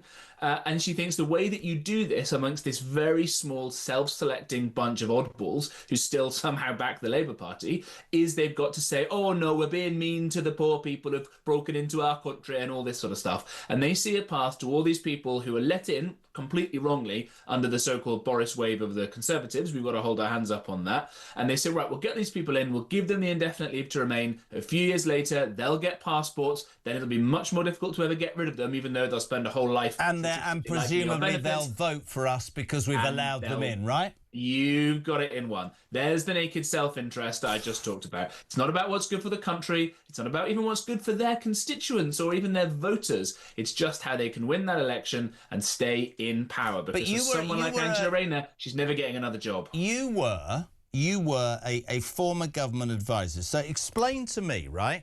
You've just said why they would, through ideology, whatever, it's about allowing people in. You don't ever want to be called terrible things, and these people will vote. Do they not understand? And I'm actually not talking in Islington or the South. I'm talking about north of Watford Gap, the very people that used to make the Labour Party what it was, the Labour Party. The working man and woman of Great Britain, they have abandoned the Labour Party for the very reasons and things that you've just talked about. And that blindness or deafness to that, that's what I find astonishing. This is a man who will U-turn on a whim if his own party don't like it, but won't U-turn on a whim or when it's right to do, because the British public are saying you should look after pensioners, you should look after waspy women, you should look after farmers. I mean, I promised myself I wouldn't get angry today, but there is incompetence. There's just, it's beyond me, mate. It's like allowing a man to stay in this country when he's raped a girl, right, and give him more rights than people right now who are driving to work. I'm bereft of what to say at some point. Well, quite. You've got to just try and take the deep breaths, as I do, because otherwise this stuff will just send us completely loony, won't it? You come live with me in the shed and we'll just... I think it really is sending me loopy. I think this is the truth. I think Look, I'm getting to me. Here's my analysis of why we've got to this point with these sorts of politicians. I have wanged on to you over and over again about the power of the civil service vis-a-vis the elected politicians. And because the civil service and the quangos and all the rest have all the real power now, the politicians don't have any power. They're totally infantilized. And so all they do is spend the rest of their time in pure naked politicking, because that's the only thing they've got any power to change, what their job title is and the rest of it. And therefore they move not even from worrying about getting re-elected. It's not even about that very often, as various parties have shown. They don't even optimize for what the public want, because we know the public think that immigration is the biggest problem affecting the country, and none of them seem to be doing anything about it. It's this smaller, what I think a political scientist would call a selectorate rather than an electorate. Brilliant. And those are the people they're focusing on. And for some mad reason, there is this sort of brain virus in those group of kind of hard left progressive nutters who say, oh yeah, this poor chap here, it must be something that Western civilization has done that led him to, imprison someone and threaten to rape her in broad daylight, and then when he was let out of being deported from that, go and rape somebody else and threaten her as he did so, and then he's allowed to stay. That is the weird mind virus that these people have got. And in a civilized world, these people would be selling pencils from a cup and shouting at traffic. But instead, they've got the Labour Party by the short and curlies, and they've got some kind of control controlling say. And you only got to see the way the Green Party are pandering to these freaks as well. You know, what's he called? A hypnotit, Zach Polanski, who used to be a Lib Dem 5 minutes ago and now is a Green, doesn't understand any basic rules at all because it doesn't matter. You know, understanding economics, that's very low class to do. No, we're going to show our good morals to these nutters who run the kind of gender studies departments at universities and trade unions and all the rest of it. These are the people that they're pandering to. It's that naked self-interest. And you're so right. I could sit and listen to you forever. Explain this to me, right? This piece of rubbish that raped the 19-year-old girl in Wrexham after a previously sexually motivated attack by imprisoning a woman in Manchester that's been allowed to stay. The judge said a failed deportation failed because he has a due to the right to... It failed because he has a right to a family life. Well, again, treat me like a complete imbecile. The girl who's been raped, who will have PTSD forever and whose family will be decimated by what's happened to their young daughter, their family is ruined. What does right to a family life mean? Do you not have to work to have a family, to find the right person, to get a job, to afford to... Oh, no, you don't have to afford to have kids now. You can just pop them out and this government will pay for it. But I don't understand. What does it mean? Well, yeah, I mean, first of all, one hopes that victims of this crime or of any crime like it and all the rest are able to rebuild a life, and that people realise that, you know, that they don't need to be defined by the worst thing that ever happened to them. Let's definitely hope and pray for that if that's your cup of tea, like it is mine, and these people can grow and move on. When it comes to these guys, this is the way that we have imported a large amount of the way that the continental law works. You have to just abide by all of these sorts of strictures. This is from the ECHR, of course, it should be said, the European Convention on Human Rights, which was something that the left will say, but Churchill liked this and the Brits got it started. Yeah, because the Nazis had got rid of most laws in Germany other than their own creed, and when the war was over, it was up to Britain with its hundreds and hundreds and hundreds of years of the common law and the rule of law and all these wonderful British inventions that we spread around the world were sent over to the continent to help rebuild these things. It was never envisioned that foreign unelected judges would be able to overrule the wishes of the public. And Blair was clever enough to realise this would be unpopular. And so when he was at the height of his popularity in his early days, he imported all of these sorts of ideas from these foreign unelected judges onto the British statute book. So they are now British laws. So it's not quite as easy as just saying, oh, we'll leave it. You've got to do the hard yards, which I know the people in the Conservative Party now and the Reform Party are doing, of stripping this stuff out of our law and away from judges being able to control all this stuff, because until they do that, this will never change. Whenever Labour say anything about we're getting tough on this, if they're not willing to take us out of the ECHR, which I mean, derivate from all the rules and get rid of all the domestic legislation, then they're not serious about it. And they think it's more important, again, to be patted on the back by the unelected foreign judges than to protect more people from rapists. And the last thing I'll say, Jeremy, I think it's really important. This guy was refused being deported despite doing a really heinous crime, and was then allowed to stay in the country and go on and commit this rape. And I really think that we should have some severe, if not legal penalties, some deep social penalties for whichever judge and barristers allowed this stuff to happen. I know there's a cab rank rule, but I do think there should be some more transparency on this system. I completely agree. Do you know what I wanted to say? Two things quickly. One is, you see these examples, JP, and then you think that the Deputy Prime Minister and Justice Secretary wants to get rid of jury trials to allow more ideologically warped judges to make decisions, or find statute books in Europe that I find it frightening. Have you seen about the PE teacher today as well, just to put you in an even better mood? A PE teacher who told migrants to respect our laws or leave on social media, banned from the classroom despite being cleared of racism, and it is being recommended that he keeps his job, but the Department of Education's overruled that. You're done. So you can't even have an opinion anymore. Free speech has gone out the window. You can't. I mean, it is not over-egging it to say that this is fast becoming a country I genuinely don't recognise. Yeah, well, I think that this guy in particular, and anybody else listening who may have a Twitter account and a livelihood at the same time, they should all go and look at joining. And I'm not being paid or commissioned to say this, but they should all go and look at something like the Free Speech Union. I'm a member because, I come on and talk to you, and I don't want someone one day to come along and have a pop at me and try and ruin my livelihood for saying what I believe to be true and what I hope listeners and viewers believe to be true. There are organisations like that will stand up for this, but you will know Mrs. P is American, and she said recently recently, it's the first time she's ever really appreciated the fact that back in the United States, there is a right to free speech enshrined in their First Amendment to their Constitution, and is in more important and powerful law than almost anything else, because she has felt a chilling effect over here as well, of being like, darling, you really sure that you can say that? Are you not going to get into trouble or something? And that's me we're talking about. So let alone some poor PE teacher who just wants to call a spade a spade. And by the way, of course migrants should respect the laws of this country or be kicked out. That's not obviously, what's the alternative? That they're allowed to come here and not abide by the rules? That's obviously ludicrous. I know, it sounds madness. And just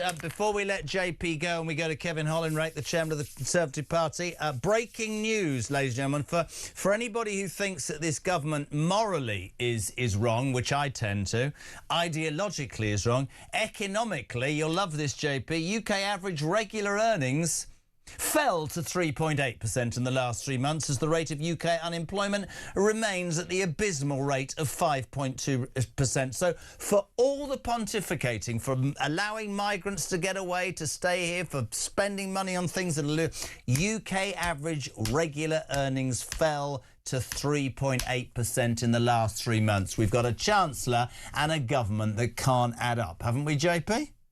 No, our Chancellor, I thought she was a trained economist at the Bank of England. Don't be and I thought she had a long and studied career in the private sector banks as well. Oh, no, she lied about that on her CV, didn't she? So maybe that's got something to do with it. Mate, it's always a pleasure and never a chore. I'm going to join you in the countryside soon. We'll put our hats on and disappear. Thank you, my friend. 7:20. We're live across the UK. Talk Breakfast is on. It's the home of common sense. It's the home of free speech. 0344 499 1000. Let's go to Westminster. Are we inside or outside? Oh, we're outside. Look, enjoying the morning sunshine. Kevin Hollinrake, chairman of the Conservative Party. Good morning, Kevin. How are you?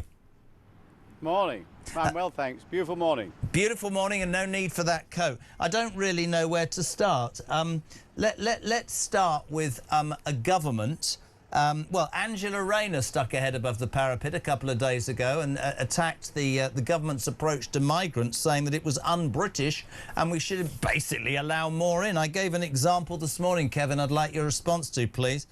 A Nigerian migrant who sexually assaulted somebody in Manchester was allowed to stay. He then went on to rape a 19-year-old girl in Wrexham. And whichever judge should by your party be named and shamed, this piece of rubbish allowed this man to stay because, Kevin, he has a right to a family life. What about that 19-year-old girl who I suspect whose life is ruined forever, my friend? Well, it's disgraceful, and your thoughts are with that person and their family. It's just terrible, and that's why we set out a plan to leave the European Convention on Human Rights, so those kind of judgments can no longer hold, and those people will be deported, which is exactly what should happen to those people, unquestionably.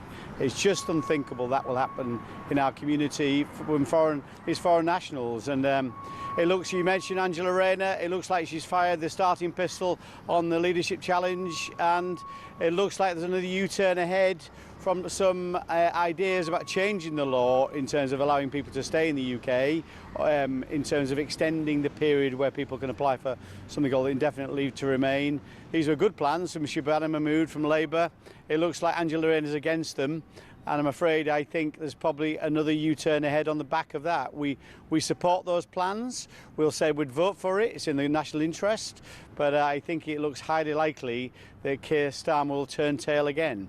When you say turn tail to presumably save his own bacon, but it strikes me, unless I'm missing the point, and you would know more, you're an elected politician, forgetting, and I was interested by what you said there, that you'd support Shabana Mahmood's policies. Do they not understand what's going on in this country, the Labour government? I mean, I watched Kemi and actually Andrew Snowden eviscerate Keir Starmer yesterday brilliantly in the Commons when he wouldn't answer and never does answer a question. But this ideology, whether it's being soft on migrants or getting rid of jury trials, this sort of, we seem to put Britons second to almost everybody else. Do they not understand the huge, massive outpouring of anger that will absolutely ensure whatever I say, and don't disrespect you, whatever you say, they won't be elected again for 10 years, if not that. They have, I mean, you lot messed it up, but this is extraordinary in 18 months, isn't it? Well, we made our mistakes, Jeremy, but with some good things as well. But I won't go through all that now. I think the reality is governing is more difficult than people think. Yeah. But the reality is, since Labour's taken over, they've made an unholy mess in so many areas. Be it the economy, be it some of those cultural issues you're talking about now, some of the systemic issues around protecting our borders. There's no doubt that Keir Starmer and the Labour Party are running scared of the Gorton and Denton by-election result, where they get hammered by the Greens, so it looks like they're going to get more and more left-wing again on immigration. And what we need is a sensible government with a leader with backbone. I believe we've got that with Kemi Badenoch. She's got a good team behind her, which I'm proud to play a part in. We've got a good plan in how we protect our borders, but also how we get the economy going again. You know, the unemployment figures today, and tens of thousands of more of people out of work. These are real people's lives, real households. You've got a cost of living going up because some of the choices they are making in terms of not exploring oil exploration and gas exploration in the North Sea. Time after time, you see Keir Starmer and the Labour government making the wrong choices, the wrong decisions, and people have had enough of that. I agree with you. I cannot see a hope in hell that the Labour Party has of getting re-elected when it comes to the general election. You've sort of got this sort of moral ideology, well, immoral ideology, as I call it, that I don't understand. And then, as you quite rightly said, you look at the economics. Today, UK average earnings fell to 3.8% in the last 3 months, and unemployment remains at an abysmal rate of 5.2%. Yeah, you're right. The Tories made lots of mistakes and the British public stopped listening. But in terms of the economics, we were not in a position we're now. It would almost be as if, I don't know, I'd look at it and go, right, so you've sort of decided to not do that because you're trying to improve that. But it's almost as if everything these people touch is either morally repugnant to me or economically repugnant. I don't understand. I mean, yesterday, I love the Tory party response to this. Sadiq Khan has called for Labour to go into the next election, admitting that it will rejoin the EU. Thieves, or Reeves, as you know, was in Spain saying Brexit should never have happened. Zach Polanski, who, quite how he's got 20% of the vote is beyond me, he says that Britain would instantly rejoin the EU if the Greens won. I thought that referendum was done. The failure was to see it through. Yeah, so many bad choices. Listen, I get why people voted for change in 2024. But people have got a choice again to make on May the 7th of this year. And this is about choosing their local council, because the local councillors make a real difference to people's lives locally. And I urge them not to make the wrong choice this time. Vote for councillors across the country and councillors who really know what they are doing. And we've got some excellent councillors, excellent councils. We're the only party across the country that's freezing council tax in many parts of the country. Governing is more difficult than people think, but the reality is I truly believe that the Conservative approach is more likely to be successful. Those are local policies on the streets about making sure we clean our streets, repair those potholes, all those kind of things. But the national policies are on our cheap power plan. It'll take 20% of people's energy bills, 10,000 more policemen on the street, or police officers on our streets. All those things will make a real tangible difference to people's lives. And start drilling for oil and gas again in the North Sea. We've seen a report today that said we could be pumping oil and gas out of the North Sea within a few months.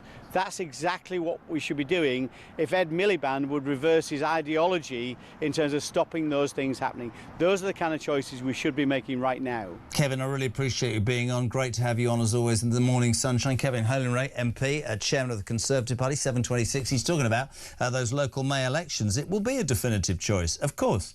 I think the Tories, Reform, are certainly talking about leaving the ECHR. But just as an overview, I'd love to hear from you this morning. You just look at this government and you think, right, so you favour migrants over an indigenous population. If you're being honest, you want to rejoin the European Union, despite 52% of this country voting not to. It seems to be in the thrall of either the left wing of your party or the trade unions. But most of all, what annoys me, and I don't know what you guys think, I just don't think they're pro or in favour of what I call the average everyday Brit. I just don't think we're put at the same level as seemingly criminals, migrants, or anybody that seems to have a problem with this country. And that's what winds me up. Morning, Carl. Morning, Jeremy. Carl from Coventry here. Well, let's face it, the Ramonas, as we've always called them, they've never, ever accepted the result. I mean, you've only got to look at the two idiots on the green with the cards, you know. Never accepted it from day one. And we're always going to put up with that. But what I don't put up with, and we shouldn't have to put up with, is civil servants doing things behind our back, making things, which is what I believe this government and the civil servants are doing. They're trying to push us into so much poverty, so much, so we're really, really on our knees. Not that we're not far off it now. To then turn around and say, let's join Europe, everything will be rosy. We shouldn't have left in the first place. This is what it's all about, when we all know it isn't.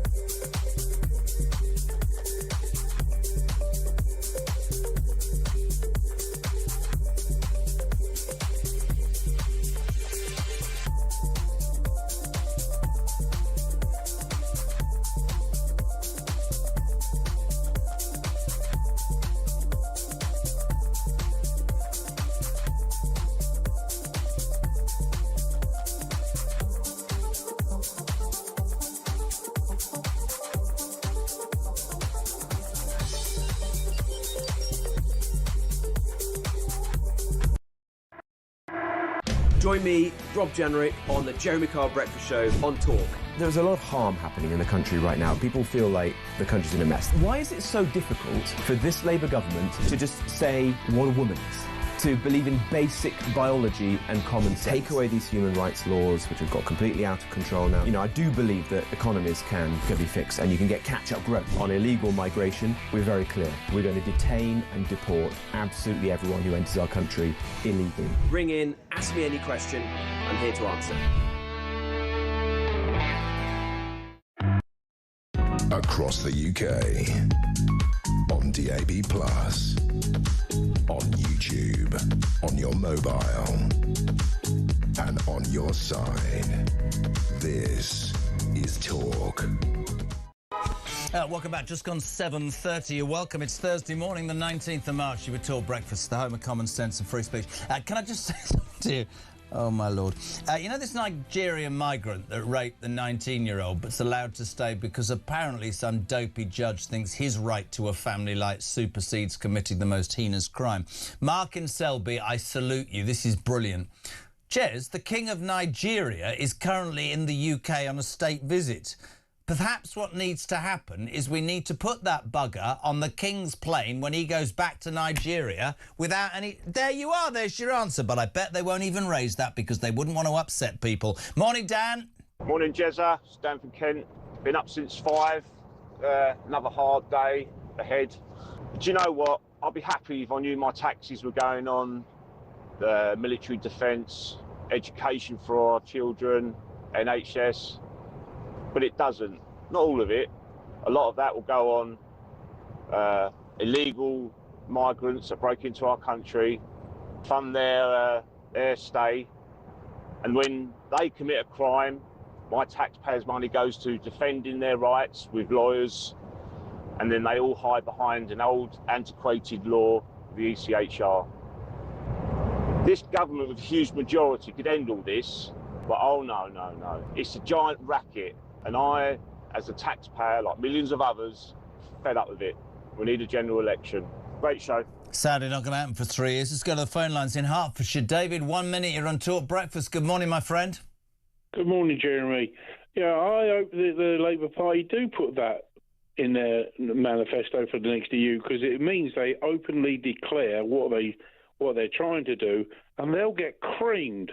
They'll get absolutely creamed. I mean, Reform will take it on, and they will cream them even bigger than I think they're already going to cream them in the next election, you know?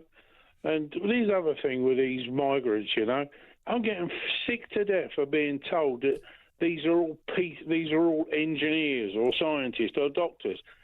Who are they trying to kid? You know what I mean? Who are they trying to kid? You know what I mean? Anyway, thanks a lot, Jeremy. Great show, and you always look good in those shirts. Keep going. Thanks.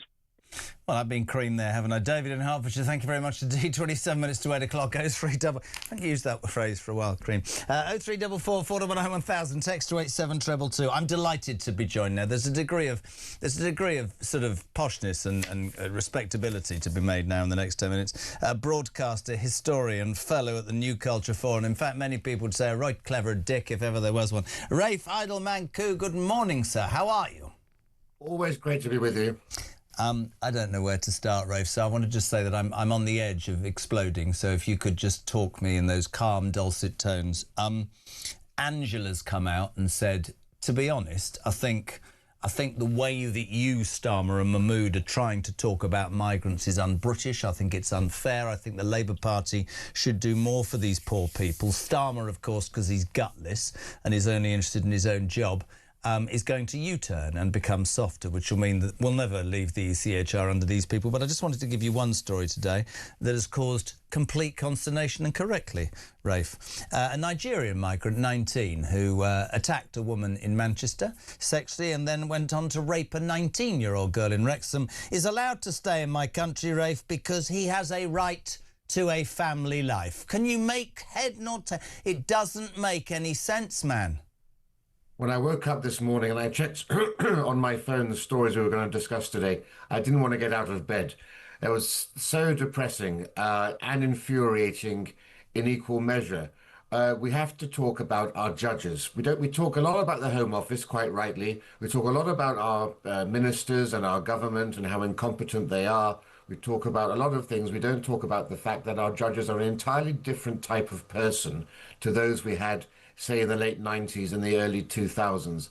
They've been subjected to the same institutional capture, the same long march through the institutions by the far left, and this is the result of it. We now have activist judges. The links, for example, between judges and open borders charities, well, last year, when he was still a Conservative MP in 2025, Robert Jenrick gave a speech laying out just quite how the judges work hand in glove with some of the craziest of these NGOs and other organizations trying to keep the doors open. We've had judges who've been celebrating when on social media when the Conservative governments were defeated over the Rwanda scheme. We need to have serious discussions about the types of judges we have. We've also, of course, because we've been trying to get more quotas in of women and ethnic minorities, the types of women and ethnic minorities who've been trying to become judges have tended to be those with an activist background. None of this is being discussed right now. We have essentially a fifth column in the Home Office, and we have a fifth column in the judiciary who are actually trying to undermine this nation's security, and it's going to lead to more and more of these sorts of situations. The first job of a government is to protect its people. It's failing miserably in that. It can't get a single ship off to Cyprus, but within here we have people who are causing serious harm, and we have a judiciary. We once had the most revered judiciary in the whole world, and this is an embarrassment and it's a scandal. I couldn't agree more, and actually, interestingly, you add to the argument, Rafe, and I completely agree with you, as do all the viewers and listeners. You have a Deputy Prime Minister in Lammy who wants to, I think one of the most disgusting things, and there's been so many about this government, wants to end jury trials in many cases, which, apart from destroying the very fabric of a justice system, which I think has always been based on you should be judged by your peers of all types and all classes, which I think is fundamentally right, this surely will give more credence to mad, ideologically based or warped judges to make even worse decisions in general criminal cases, not just deportation ones. It's utter madness. You're absolutely right, and you can see that. You remember what it was like in the 1980s and 90s with the judges being too conservative, perhaps too strict, coming out with very, very harsh punishments. We've gone completely the other way now. And, getting rid of jury trials, that's 800 years of valued freedoms going to be swept away with in the stroke of a pen in certain cases. And the problem is, I think, there's such ignorance in this country as well, particularly amongst people like Lammy, about how hard it has been for us to win these freedoms. And once they go, it's very hard to get them back. A lot of this comes down to 2005, when you can tie everything back to New Labour and Tony Blair. And in 2005, the Lord Chancellor stopped having the ability to appoint judges, and it went to a Judicial Appointments Commission.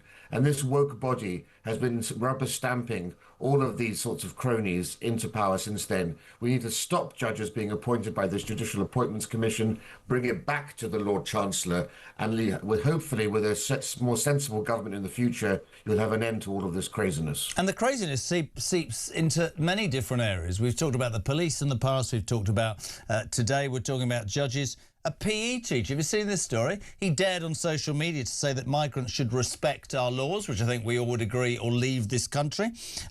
Although cleared of racism by the Teaching Regulation Agency, he's been thrown out of his job by the Department of Education. His career is in tatters. What have we come to, Rafe? I genuinely, and I'm not trying to implode, I don't recognise my country. I don't. Well, you don't recognise your country. Of all the things I say, the most important one that I try to get across to people is that Britain is a post-revolutionary society.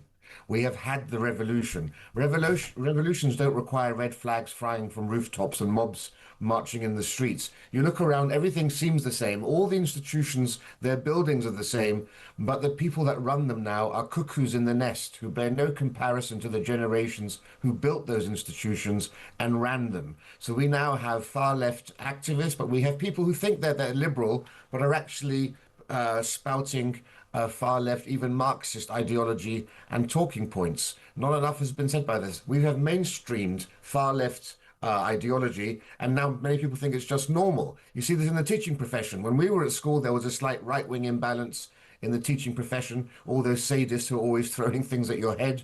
Now, 90% of teachers vote for centre-left parties at the moment. Yep. So when you do get someone like this teacher speaking common sense, what most people at home or listening to this think, according to his peers, this is far-right stuff. It's astonishing. Can I just talk about the other thing? I'm going to talk about the Royals with you in a sec, because you know everything about everything. Can I just talk to you about the gloves are off, the masks are down, excuse the pun. Sadiq Khan yesterday calling for Labour to go into election and be honest about wanting to leave the EU.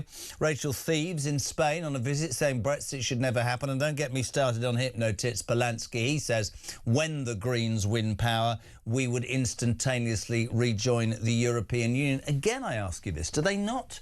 Their ears not to the ground. It's not about, it doesn't seem to me to be anything to do with people. It's all about their ideology, because the British people voted to leave, unless I'm missing the point, and they still want Brexit. They want referendum after referendum. It's done. The people made their minds up. Make it work. This has always been on the cards if you had Labour back in power. Yeah. The machinations about this have been being discussed behind the scenes for a long, long time.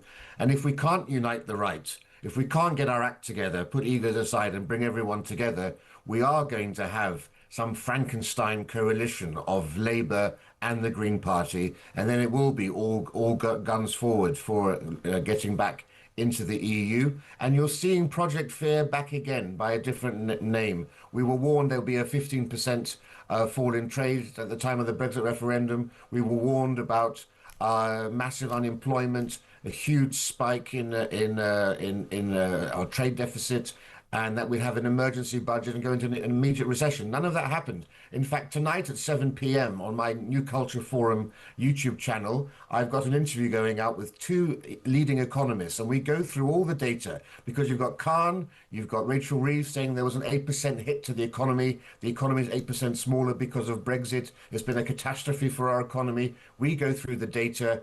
What a lot of nonsense. If it had been a big negative disaster for us, we would have fallen dramatically behind France. Well, the truth is, We haven't. In fact, if you look at the performance of the UK economy, we are still tracking all the other major economies without any deviation from how things were actually before we left. Hasn't been a huge gain to the economy, but there hasn't been a huge disaster after. Yet if you listen to all the messaging that's coming out, the British public are being fooled. They've been told that Brexit is a disaster, where of course no one is talking about the fact that we had COVID, the biggest disaster economically we've had for generations, alongside, of course, the Ukraine war and the huge spike in energy prices. That's behind the sluggish performance of all European economies. The Brexit actually hasn't been a disaster, and we've had the Lady Mayor of London saying that we must not get tied back into EU regulations because we are performing better outside. We need clear discussions, we need the facts to come out,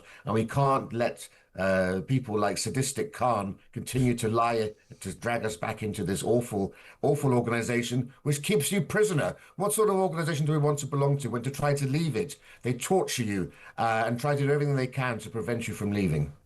There are companies I've worked for like that. Basically, before you go, you wonderful man, just a quick view on the... I haven't spoken to you about the Royals. There was news overnight the removal vans have arrived at Marsh Farm yesterday. Andrew Mountbatten was apparently going to move into a new Sandringham home after huge security gates were built outside. I know the King's got a state visit. Can I ask you generally, done a lot with Loney and Kinsey over the last couple of weeks.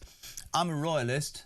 I think the Royals are in real trouble, and there's a part of me, and people are shocked when I say this, I think the British public will demand greater transparency, and I think personally that the only way that this monarchy is going to survive is if the King steps aside, blames his, I genuinely mean this, blames his illness and allows William and Kate to start with a clean slate, because I think the very people who have moaned about the monarchy for years are rather fuelled by what's going on, don't you, Rafe? This certainly is, I've said before, the biggest crisis for the monarchy since the abdication crisis. Well, it's bigger than the abdication crisis, but abdication isn't in our constitution. The King has no reason to abdicate. The King was acting on the best knowledge, information that he was given by his brother. He had no reason at that time to doubt his brother. And the polling doesn't show that people blame the King for any of this. The polling shows that they place the blame squarely on Andrew Mountbatten Windsor. The time for William will come. The King, has waited his entire life to become king. I get that. And I don't think there's going to be any great sea change if His Majesty were to step down. Nobody can force His Majesty to step down. It's a decision for him and him alone, and I see no indication of that coming. Doesn't mean that the monarchy won't change. We're seeing now greater transparency and greater accountability. We've seen statements from the King we couldn't have imagined his late mother making. And the beauty of the British monarchy is that when things do get tough, such as in the 1990s, the monarchy does change and does evolve. And Rafe, I'm a bigger royalist than you, but even I believe, listen, that she paid for my education, the Queen Mother, for crying. Listen, there's many things that I love about the monarchy, but my fear, right, is that those very powers that we've talked about, that very ideology is going to seep into a lot of normal people who are going to say, are you honestly telling me that a mother and a brother give £12 million to somebody and don't ask where it's going from? I'm not implicating the late Queen. I love the bones of her. I'm just fearing that people will want far greater transparency than they've ever had before. I think he will go to jail. I think she's in danger, and I think those two daughters, quite rightly, are going to be dragged into it as well. Yeah, well, no, on that last part, absolutely possible, and he must face the full strength of the law without fear or favour. But hindsight's a wonderful thing. If you go back to the time when the money was paid, there were questions around Virginia Giuffre. People weren't sure whether what she was saying was actually the truth or not. Nobody had any idea about all the other things that were going to come out at the time. And a mother and a brother took Andrew at face value. He said, as a gentleman, there's an oxymoron for you, but he said, this is all honest and true what I'm saying to you. This woman is going to cause more trouble if we don't pay her out. The Platinum Jubilee was happening at the same time. There was a huge fear that this would overshadow the 70-year celebration of the Queen's reign. So they did make a payout on that, believing this would put an end to it. If they had known what was going to happen afterwards, I think it would be a very different scenario. But you can't blame a brother for taking his other brother at his word. And the king, as I said, there's no polling evidence to show that the king is being blamed for any of this. I think cooler heads, the monarchy has survived many of these things in the past. It will survive this. The future, of course, is William and Kate, who remain extremely popular with the public, and their time will come in due course. So good to have you on, my friend. I really appreciate you putting yourself out. And by the way, just to repeat, your New Culture Forum podcast tonight at 7 o'clock, a real deep dive into whether Brexit worked or not. Check that out, peeps. It's an amazing thing to watch, and he's a good man. Rafe, thank you very much indeed. What is it, 12 minutes to 8 o'clock? Good morning, Kerry. Morning, Jeremy. I don't believe Starmer doesn't care. I think he's a man with no foundation, no ethical principles. Basically, he's a tool without a purpose. Kerry, Coventry.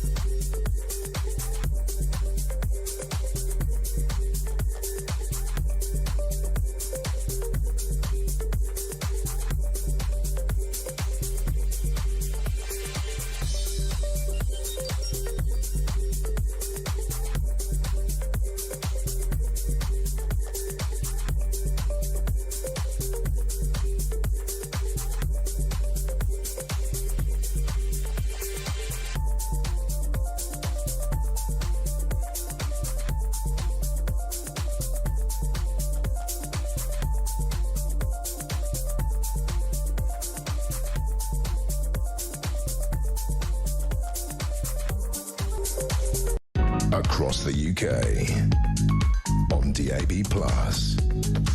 on YouTube, on your mobile, and on your side. This is Talk.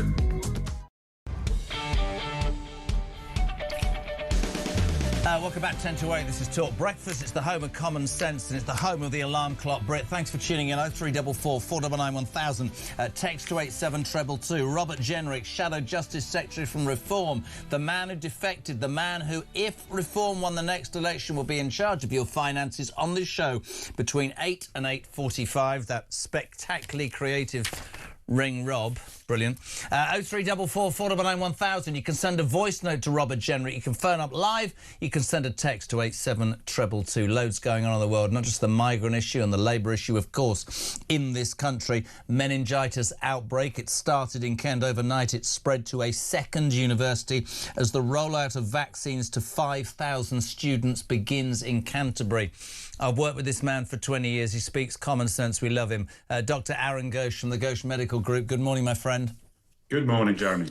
I was talking about this to several people yesterday, and I think we need calm heads, because I totally get that people will think, has my kid been vaccinated? How young is my child? My son or daughter is at university. People will panic. What is the sensible approach with what you've seen in the news? What should we be doing and what should we be looking out for? So, very good question, because I think I've had it inundated with calls from parents who are worried whether they were fully vaccinated. People can't remember back to 2015 when the vaccine programme first rolled out for meningitis B.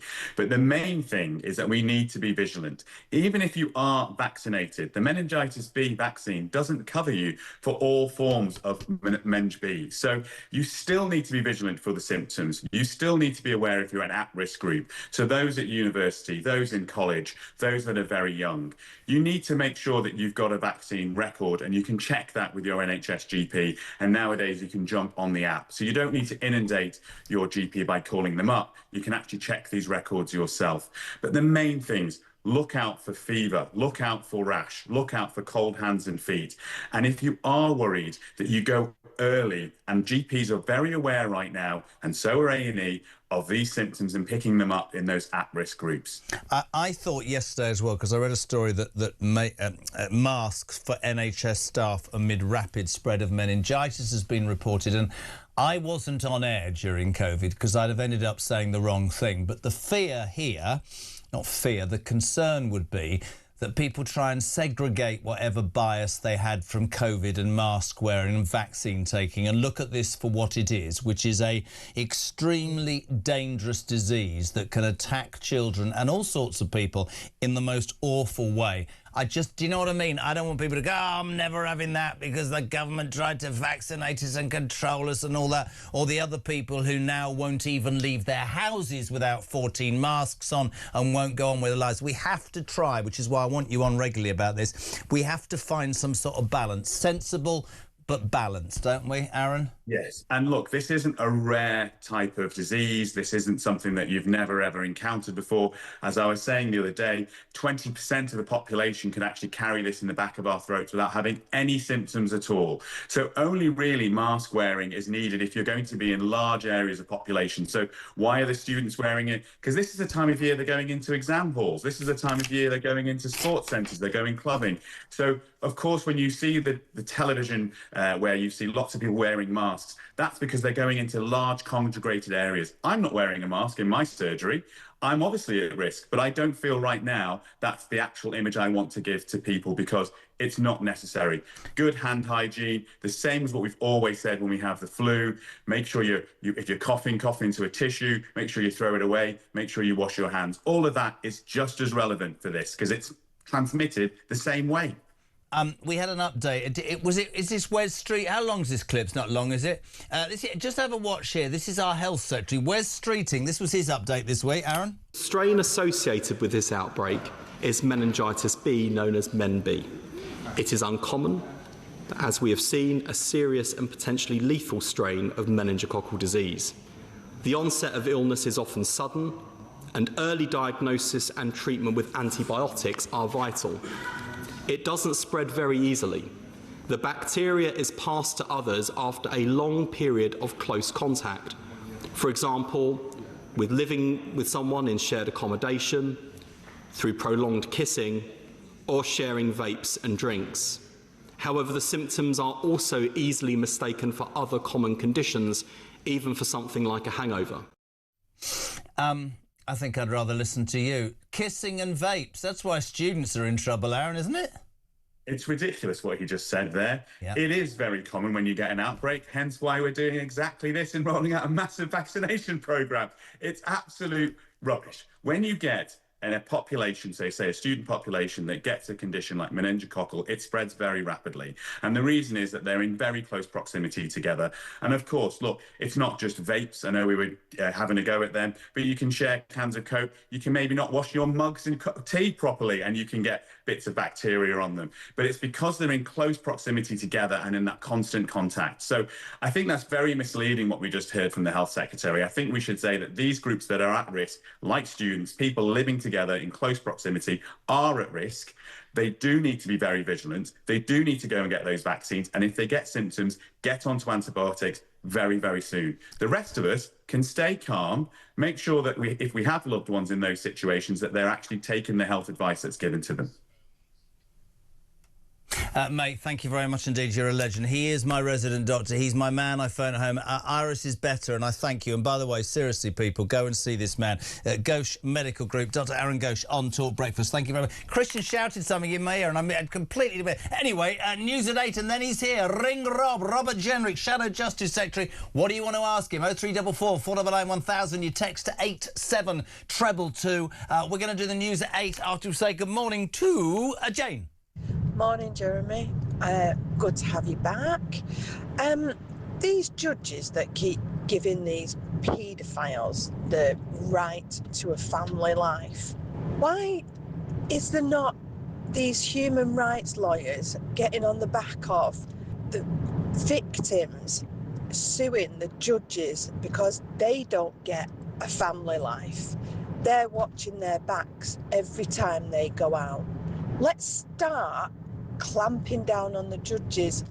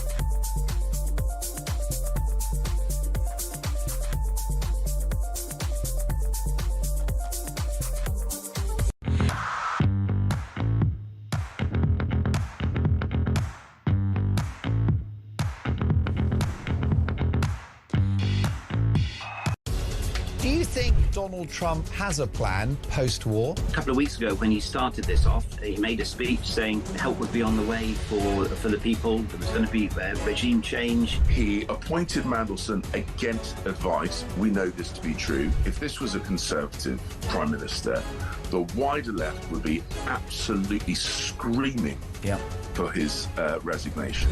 Government's announced this afternoon, we're setting up a people's panel to work out exactly how you want us to roll out these digital IDs. We don't want them. Across the UK, on DAB+, on YouTube, on your mobile, and on your side. This is Talk.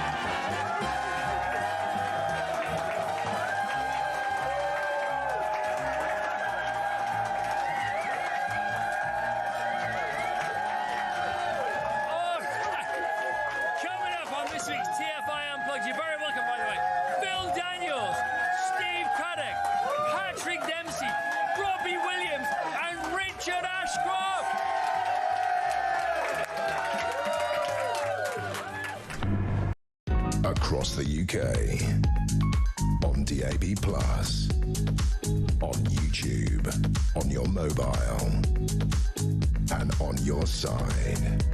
This is Talk.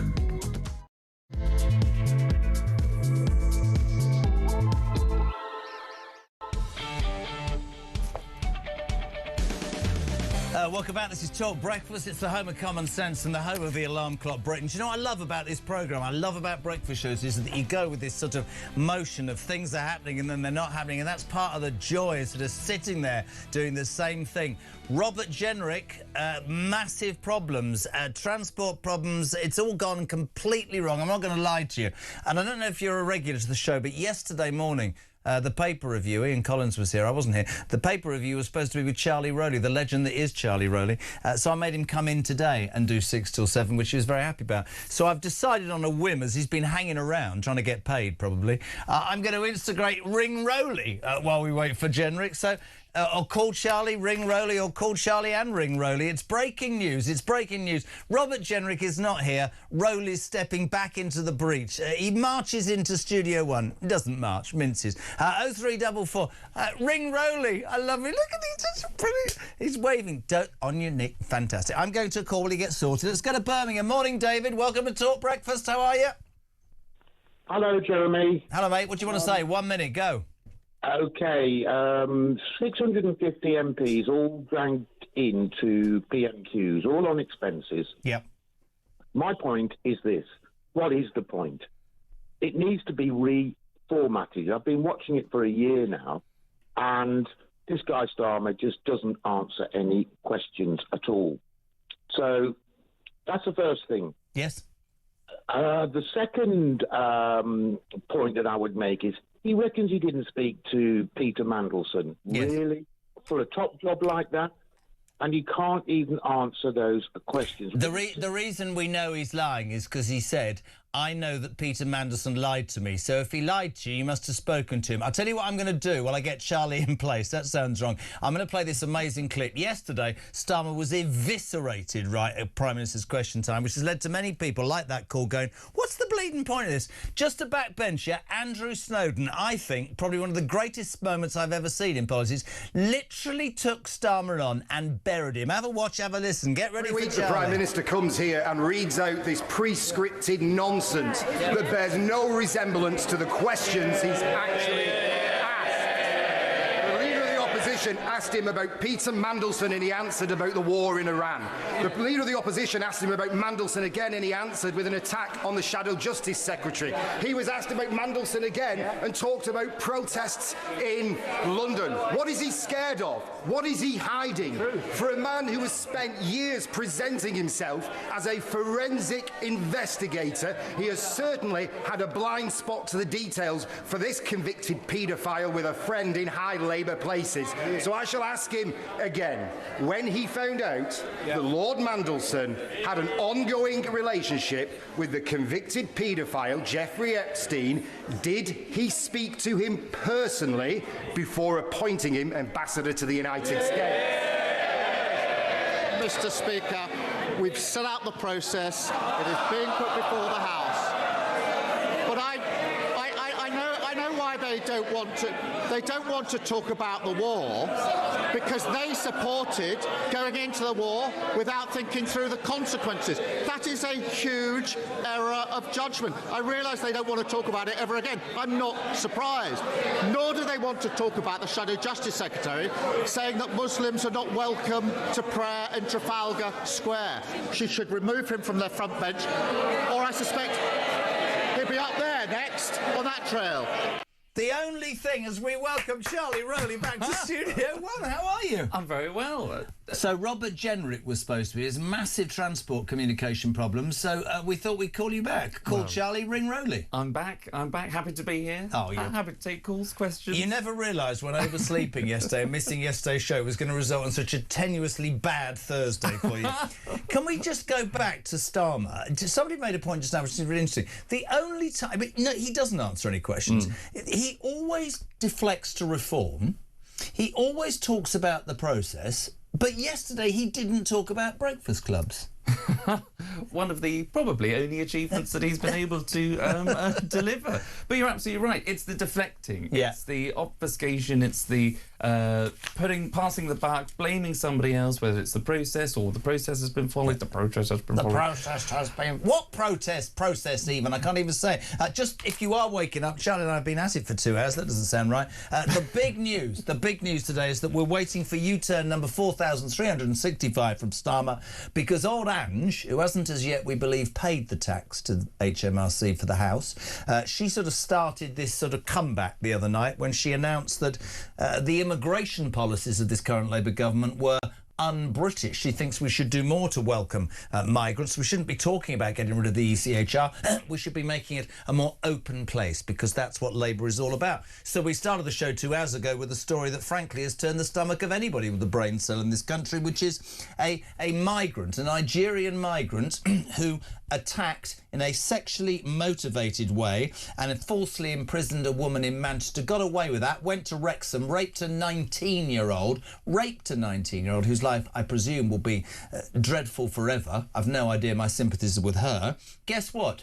He's managed to get himself a human rights law, grabbed some law from the ECHR paid for by us, the taxpayer, and he's been told by a judge he has a right to stay because he's a right to family life. I don't think I've ever heard people so angry as this morning. It's madness. Yeah, you're absolutely right. And people are saying time and time again, you know, who does the justice system in this country stand up for? Is it for the victims, as it should be, as it's there to do, or is it on the side of seemingly the perpetrators? You know, why is it that the rights of this particular individual, or any individual that's carried out such a heinous and vile crime, are the people that seem to be defended and protected by our justice system, and the victims constantly left behind? It's outrageous. It doesn't make any sense. To go to North Yorkshire. William, you're on Call Charlie or Ring Rowley. How are you?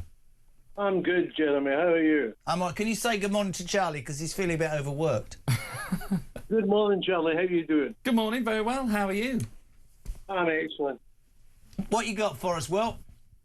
Well, can I just say, Jeremy, from my point of view, as a taxpayer, ex-British Army, 30 years service, I can't just blame Starmer for what's going on in the country at the minute. This has been previous governments that have totally screwed over the forces. It's been going on for decades now. What scares me now is it takes about a week for us to get a boat out of harbour. And I've served in Cyprus and Akrotiri as well, so I know the area well. The Falkland Islands. Has anybody thought of that? Is anybody thinking ahead of our national security now? No, completely agree. I genuinely fear that we are in a place where people... I don't know. I don't understand. Charlie and I were talking about this earlier. Thank you so much, Will. I don't understand the philosophy behind this government. Listen to this. Oh, God, here we get... There's so many people. You know when you get messages galore? I mean, honestly. Jez, the rapist migrant entitled to a family life. What family would want him? If they want him so much, send them back to him. I mean, that's quite a good idea, isn't it? I've been accused already online, by the way, of being unfair to this man. He's come from a persecuted minority situation. What are we talking about? Well, I think that's just the view. That will be the view of actually some on the left, in the word of inverted commas, progress. Because these people have clearly come from much more terrible terrains. They've had terrible lives themselves, that they've come into the UK, they've committed crimes. But we want to overlook that because they're a minority group. Therefore, we must protect them slightly more than people in the UK. That is the view of the left. That is a balmy view, in my view. Because... in their eyes, if we do what we're doing now, which is rightly calling out the perpetrators, doesn't matter where they come from, doesn't matter if they're a UK citizen or a foreign national. You know, if you commit a crime, you do the time, but you should be the one who is locked up behind bars for those acts that you've committed. It's not about saying, oh, well, you know, because they're migrants, we're being too harsh, we're being too far right, or we're being far right, or we're being fascists. You know, that is the view of the left. If we attack people for... doesn't matter who they are, where they come from, you need to tell it as it is. If you're a rapist in this country, if you've come from abroad and you've committed that crime, you're out. Or it's really interesting what Margaret says. Jez, it just seems to me that the UK will soon be adopting the very laws from the countries these migrants come from, where if a woman is raped, it's her fault and she is the one that's punished. I don't disagree with people like Margaret, because at the end of the day, you must look at it and you must go, I'm doing everything that I can. Zoe in Lancashire, what I want to know is if these migrants aren't allowed citizenship for 10 years or so, where do they stay and how do they financially exist? Can we expect tent cities now just because these people won't self-deport? This is how we are looking. We are heading towards a disaster and nobody has the balls to be honest about it. Dave, honestly, so many people get frustrated by this, which you get, don't you? Well, totally. And look, if you just take the top 3 countries where people come from illegally, it's Afghanistan, Pakistan, I believe, and Iran. Now, these are 3 countries. Let's take Afghanistan, you know, an oppressive regime where the Taliban got back into power, that banned girls from going to school, that enforced the hijabs and the niqabs of people. So, you know, women had to cover their faces. That is oppression. That is in Afghanistan, and that is coming to the UK. And they're not women fleeing Afghanistan.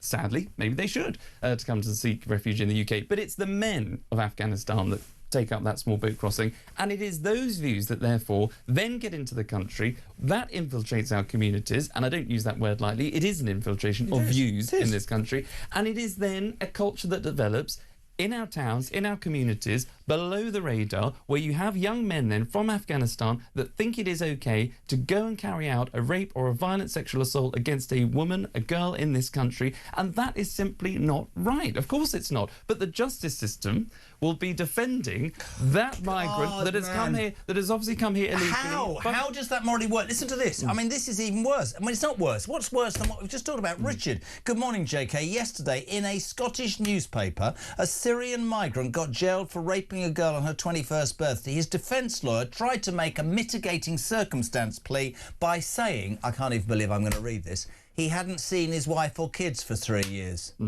Oh, I see. So you haven't, sorry, because my kids are in the car, turn off, Vic. So you haven't seen your wife for 3 years, so it's acceptable to go and rape somebody. I'm sorry, maybe I just need to, Julia will tell me quite rightly later I need to calm, but I don't understand how we have got to a place in our world, in our country actually, where people that do that, irrespective of the colour of their skin, feel that they should be, well, let off, excused, and almost, I don't know what the word is, told that it's okay. It is not okay. Law is not about, you break the law, it's not about your religion or the colour of your skin. If you perpetrate a crime, you have to suffer the consequences, surely. Totally. And look, there needs to be a whole lesson taught to the Judicial Service, I think, and our lawyers, because we're now in a situation where we've got very, very clever people, and they are lawyers, barristers, judges, and the like. Well, but what they're doing, in the name, in their view, of justice, is by creating defences like the one that you've just talked about. That's no defence at all. That is no defence at all in that case that you just talked about. But that will be something that lawyers are presenting to a judge. It shouldn't even be in front of a judge, frankly. That man should just be banged up and behind bars. Well, great story earlier, by the way, that apparently the King of Nigeria, you'd gone. I thought you long gone, but the King of Nigeria is here on a state visit. So why not bung that migrant on the back of his plane so when he leaves in 3 days, the bloke's out of my country? I'm sorry that they're going to go, oh, Jez is going off. No, I am going off on one because I think it's... I want to hear from all those do-gooders what they'd say to that 19-year-old girl that was raped. Oh, by the way, I've just heard you're amazing. Ring Rob will now be at 9 a.m. Does the Shadow Chancellor not able to tell the time, or was it a transport thing? I'm joking. 0344 499 1000. Prime Minister's question time. You saw the Andrew Snowden attack on Keir yesterday. The other big thing that's happened was getting loads of people saying, what's the point to it? Morning, Martin. Morning, Jeremy. Martin from Worcestershire. I'd love Kimmy Badenoch next week to just stand up and say to the Speaker, we're not going to waste parliamentary time with our 6 p.m. queues this week, because he doesn't bother answering them, and then just sit down and wait to see what happens and just let them get on with it. Cheers. Bye. That's really interesting, because somebody else texted and said, why don't you all just stand up and walk out? Because he doesn't answer a question, does he? Yeah, exactly. And, you know, people will start to think it's a complete waste of time. You know, this is the Prime Minister of the day, though. This is the only one shot, by the way. I mean, somebody did say, rightly so earlier on, that PMQs used to be on a Tuesday and a Thursday, and Tony Blair brought it down into one day, into Wednesday. But those 2 days, it was 15 minutes each. So Tony Blair changed the system, brought it through to Wednesday, so it's a half an hour session. So the Prime Minister only has to come to the House of Commons 1 day a week for 30 minutes. Now, you have to then, because it's not long, but you've got to then be able to answer the question. I'll tell you what I would do with it. I would make sure that every single political leader has a chance to answer a question, not just the official opposition. I think Reform and the Green, I think they all should have a chance. I think they should not use the time up by allowing questions from his own side, which he is going to bat back and it's going to be perfect. I think there's much we can do. I think am I sending Charlie home now? Are we no, listen, you've been amazing. That's an hour and 20 minutes today you've done. I think you have to double invoice. Well, on your instruction. Yes. We really appreciate it. You've been amazing. You're back next week. I've got some breaking news, by the way, before you go, Charlie. UK gas prices, this won't surprise you, are up 23% after Iran launched strikes on the world's biggest gas plant overnight in Qatar. Trump said he would massively blow up Iran if it attacked other nations in the Gulf. Again, interesting. Great, brilliant. In Qatar actually said this is an act of aggression, and they've actually ran that actual gas plant in Qatar alongside Iran. Lots of this going. I noticed petrol already 25p a litre cheaper, more expensive, and I think all of this is going to happen. We'll definitely keep you updated, but at this moment we bow down to you, Charlie Ray. You may go home. What are you going home for?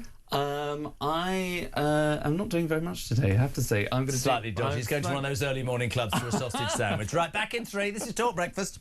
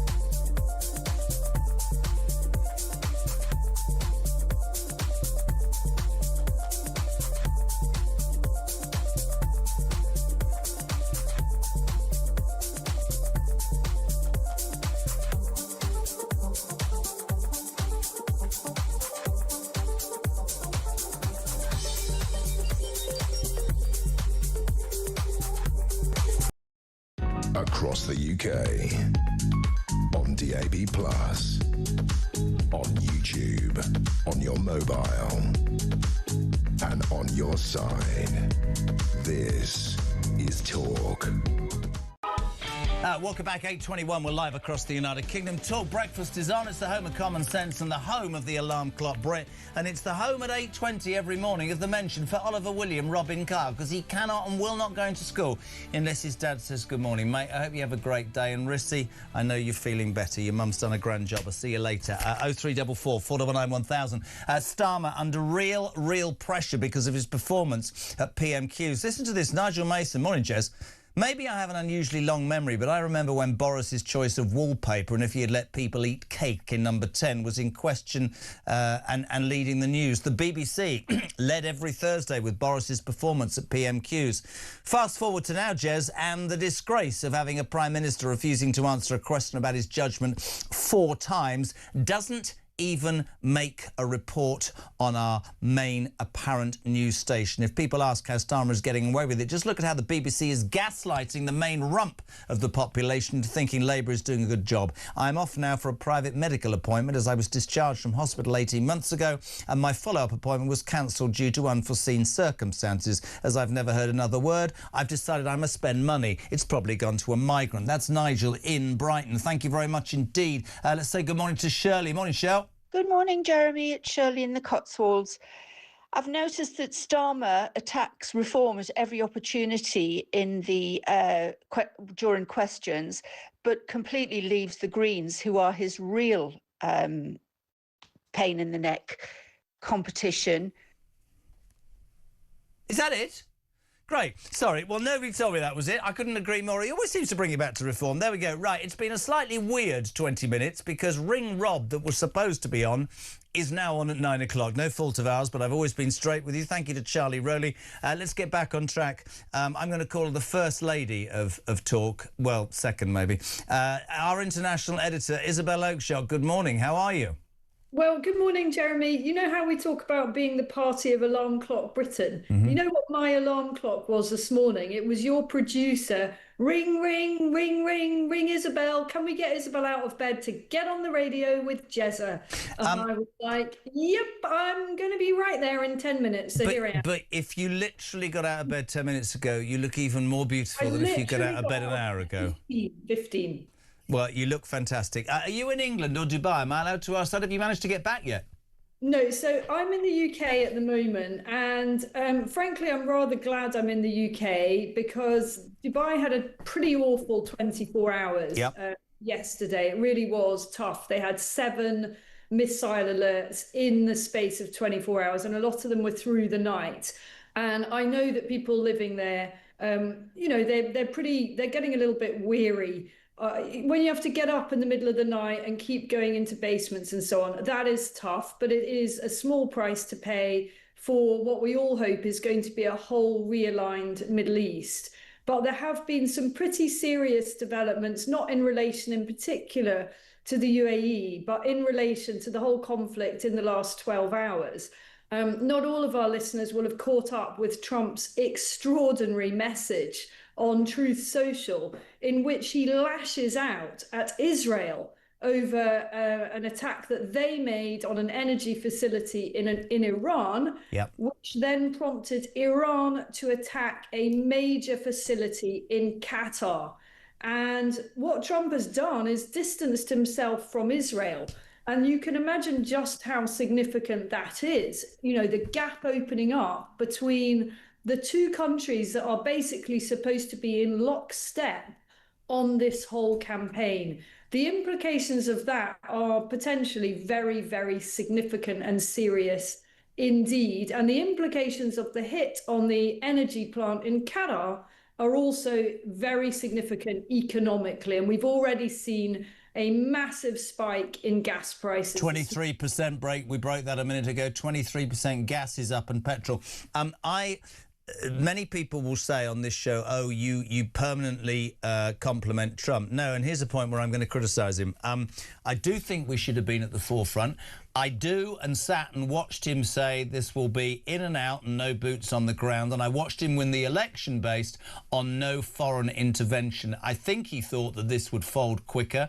There was a mass funeral yesterday for the head of intelligence in Iran, and hundreds of thousands took to the street. We can still talk about oppression, but it doesn't seem that the people are turning.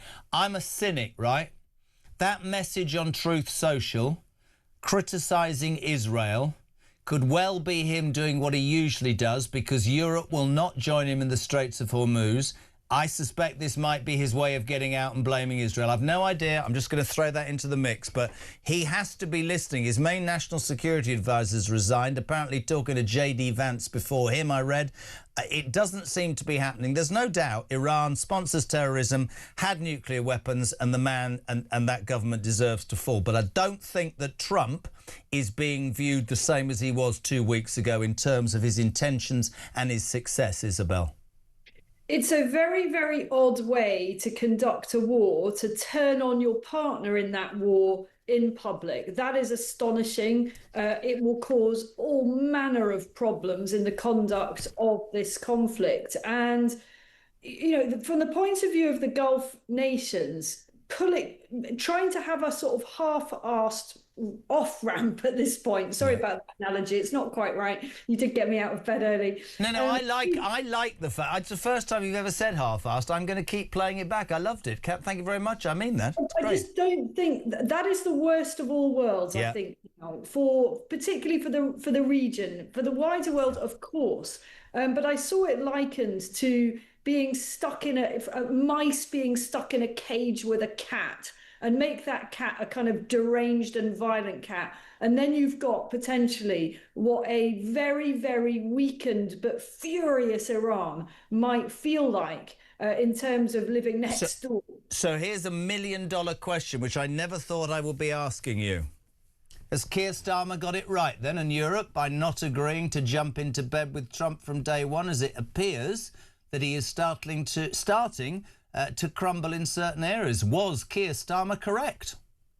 Well, perhaps if there'd been a more robust allied intervention here, Trump wouldn't be where he is, which is feeling to some extent on his own with this problem. You know, he's now sort of slightly distanced himself, well, significantly distanced himself from his one main partner in it. And all these other countries have said, well, sorry, mate, we're not going to help you. And that is a dangerous situation. I think it is massively threatening to NATO. We know this president has always been very ambivalent in his attitude towards this amazing defence alliance that has served everybody so well over the decades, but only because it's underpinned by the US. Absolutely. You know, what we don't want is an angry Trump who feels as if he's been betrayed and let down by European allies, just saying, actually, you know, what's the point of NATO? Yep. We did everything for you. When the call came and I needed you to help in the Gulf, you were nowhere to be seen. So I think we're at a very, very dangerous point in this conflict. Now, we're also seeing, very interestingly, the Gulf countries coming together. They've issued a letter this morning calling on Iran to immediately cease and desist attacking them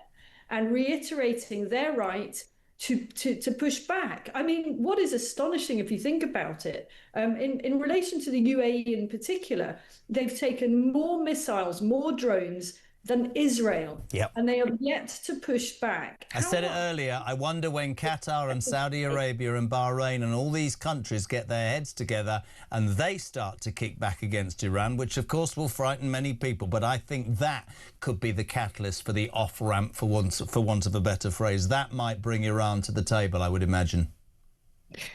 Well, Iran has gone for the highest stakes strategy, and what he's doing is absolutely hammering the Middle Eastern economies, in particular the UAE, which is so dependent on tourism, on property, on the very things that become vulnerable when you've got a population that is highly mobile and you know, understandably doesn't really want to sit there in a conflict zone. And it is a high stakes strategy to go attacking your neighbours in an unprovoked situation like this.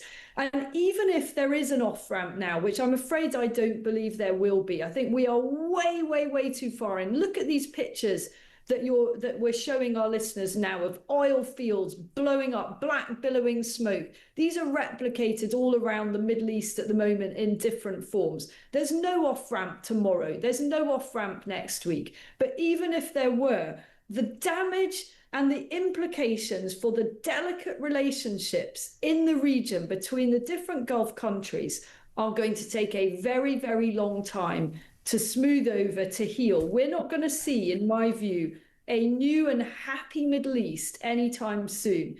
And we have to believe that the objective has been achieved in order for those terrible consequences for the region to have been in any way arguably worth it. What I'm saying is Trump's got to finish this now, I'm afraid. Interesting. Just quickly, God, I wish you're so great. I love having you on, mate. We started with your favourite person, Keir Starmer. U-turn number 4,365 incoming. Our Ange had stood up 2 nights ago and said it was very un-British to, well, she didn't say in that posh voice. She went, it's very un-British to not let all these migrants in.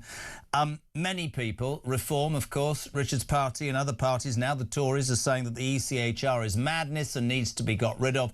I just thought it ironic to give you this story, which has completely and utterly galvanised the audience this morning. On the day we imagine that Keir Starmer's going to U-turn and be softer on immigration to placate the left of the party, led by Burnham and Rayner, not in that particular order, this appalling story this morning of the 19-year-old girl who was raped in Wrexham by a Nigerian migrant just weeks after he'd been found to have carried out a sexually motivated attack and imprisoning a woman in Manchester.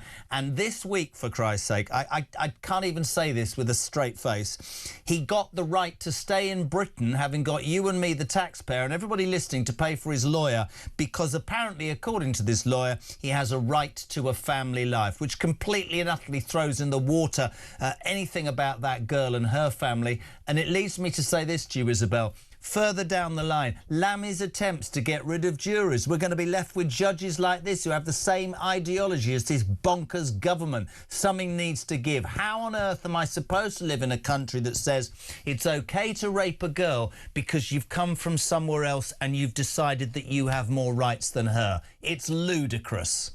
I've actually got an immediate solution to this. So, Jeremy, did you know that there is a state visit of Nigeria? We've done this already. You're not gonna. We've done this already. Get on the plane with the king. Absolutely. Exactly. I mean, I'm very sorry for the delegation because I don't think they'll want him either. Clearly, they don't want anything to do with him. But maybe he could be put in the hold or something. You know, not in with the passengers, but in with the luggage. But on a serious note, you're a woman, and I genuinely has wound me up since 5:30 this morning. We are now in a country that says that you can rape a girl, and you can get away with it under some law that wasn't made in this country.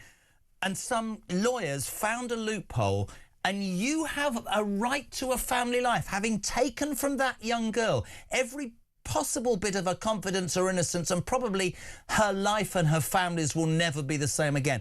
We're a laughing stock with rubbish like this. It's ridiculous, Isabel, ridiculous. It doesn't need to be complicated at all. If you commit certain crimes, and I'd put the threshold way lower than what you've just described there, if you commit certain crimes, you are out and there is no process of negotiation, appeal, any further argument. You are not using our taxpayer-funded legal aid system to argue the case for you to remain. There are red lines, and that has gone so far beyond the red lines, it's somewhere on another continent. We absolutely, a future government would change this. I'm just saying, if it were a reform government, I'm sure Shadow Home Secretary Zia Yusuf would be saying exactly the same thing, that there just would be no negotiation here. Red line. Completely agree. Listen, you've really saved us this morning because Jenrick couldn't tell the time or his people got it wrong. I've no idea, but we appreciate you jumping out of bed. The brilliant Isabel Oakeshott, thank you so much indeed. 8:35. There's another story in the newspaper today about a PE teacher who told online, he said, I believe that people that come to this country should respect our laws or be forced to leave. You won't be surprised that he's been sacked. Chris McGovern, chairman of the Campaign for Real Education, next on Talk Breakfast.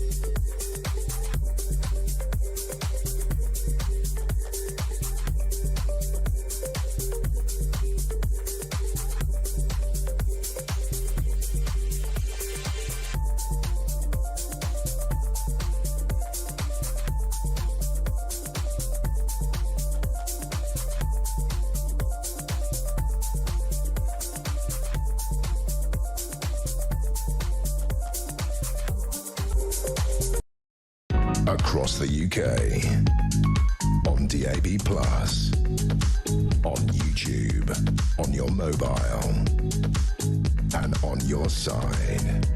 This is Talk.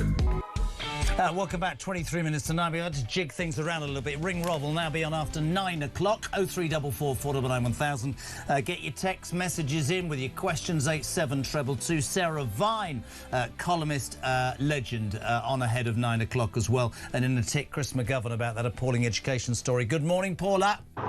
Morning, Jeremy. Great show as always. I've been listening since you got on at 6 a.m. Have been up since 4, driving into London. Oh my goodness. I just heard right. This guy's child has special needs So he can't be deported because his child has special needs. Do you know what? Get them to import him chicken nuggets to wherever it is he needs to go back to. Or, better still, just, like, ignore him. Can we do that? How can a judge give him his appeal? I'm literally beside myself this morning. I don't know what it is. Have I not had enough coffee? I don't know. I've got special needs. I've got special needs for my country to stand up for what is right. I've got a special need for the fact that I want to pay less tax. I've got a special need that I would like to be able to afford to put the heating on in an evening without my electric bill costing me £174 for 1 month for a 2-bedroom small bungalow. Like, honestly, I nearly fell over, Jeremy. Luckily, I'm sitting down in the car driving. Oh, well, enjoy the rest of your show. Great day. You know, you listen to that and you understand people's frustrations. I don't care what anybody says. The truth of the matter is she's going into work. She's been up since 4 o'clock. This is the story, you know.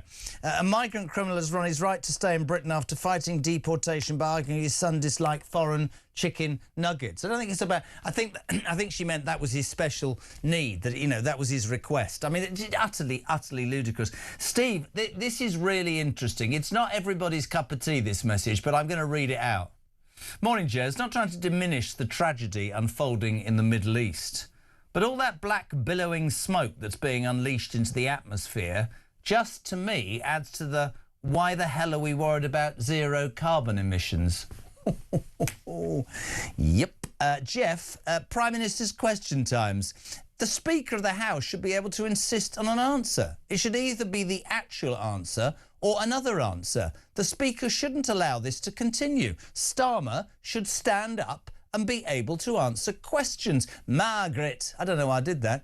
Kids stick their fingers in their ears and make rude noises when they don't want to listen to the same old ticking off. Why don't on the opposition benches? Why don't they, when Keir Starmer is under pressure with a question? Why don't we just... everybody stick their fingers in their ears and make rude noises? No, I agree earlier, where they just stand up and walk out. We're having one of those days. Is Chris McGovern not ready either? It's all going wrong. He's just joining now. Jez, I would like to ask this country, why do we have laws? Why do we spend funds on MPs to make these laws when those laws are never enforced? If these criminals committed these crimes in their own countries, they would feel much more than being put in a cell. I'm worried for the women and the men of this country because the indigenous people seemingly are fair game to immigrants to attack, and we have a Prime Minister and a government that doesn't want to do anything about it. I know we've been talking about this all morning, and I'm sure you believe I'm getting angrier by the minute, but it doesn't make any sense at all. 0344 499 1000, text to 87222. I'm going to go to an ad break because we're having technical problems this morning. Back in 3.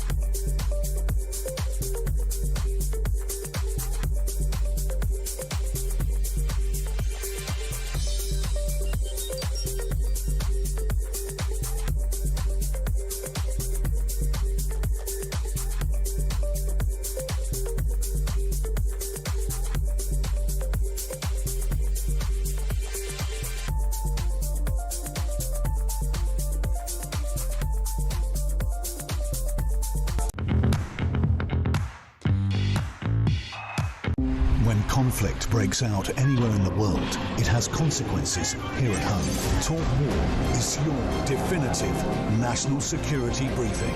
From the conflict in Ukraine to the tensions in Gaza and the latest escalation with Iran, this is where you'll find comprehensive comment and expert analysis with multiple updates throughout the day. The Talk War podcast from Talk, available on the Talk app or wherever you get your podcasts.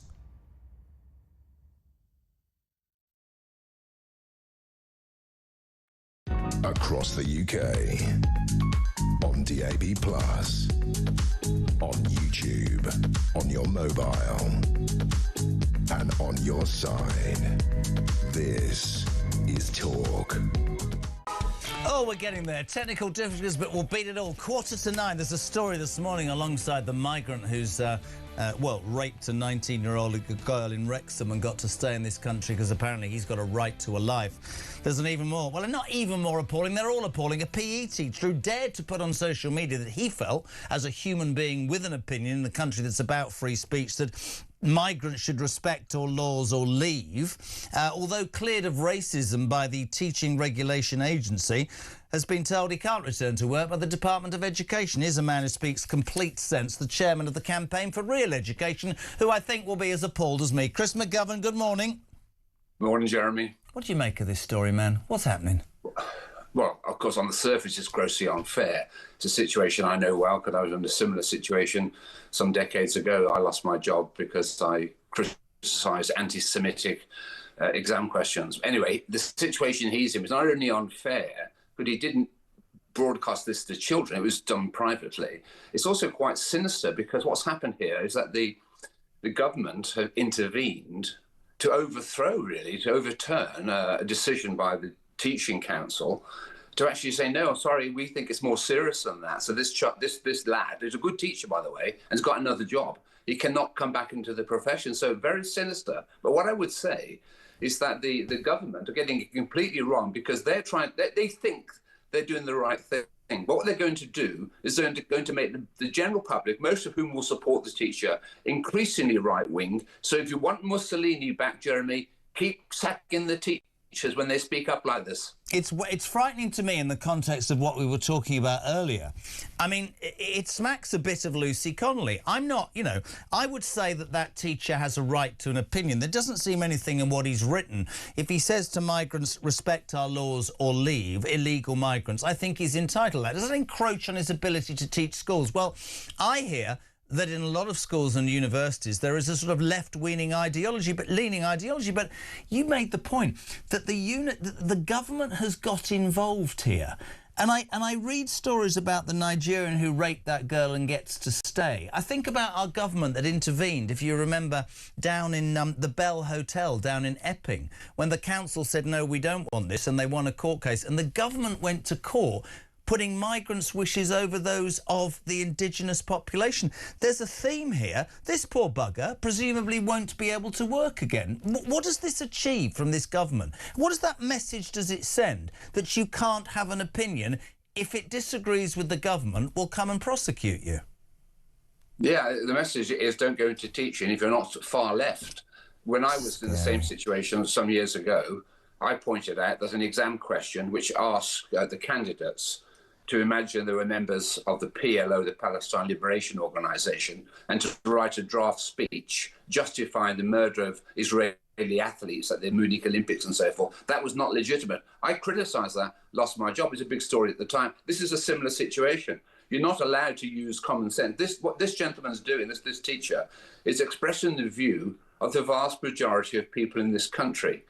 This government is not only wrong and immoral to do this, but it's also completely stupid because it's going to ensure that any sane person is going to vote against them because this is an authoritarian government. It's a big brother government. It knows best, and it's shutting up dissent in the profession. Teachers, basically, generally, are afraid to speak out.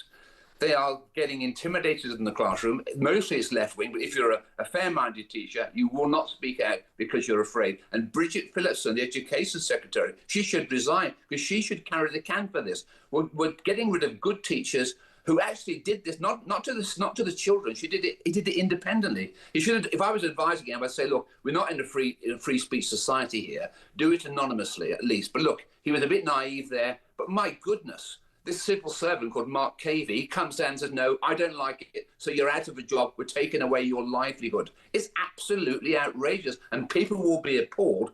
And they're going to decide this, and we're going to have elections, aren't we? We're going to decide whether we want more of this or not. Well, I don't think that's even... I think it's a given. I think whether it's tomorrow or in 3 years' time, I don't think this shower will be elected. Chris, only a quick one. I'm sorry we had to move the time around, but we're always delighted to have you on. You speak such sense. Chris McGovern, thank you, the chairman of the Campaign for Real Education, 10 to 9.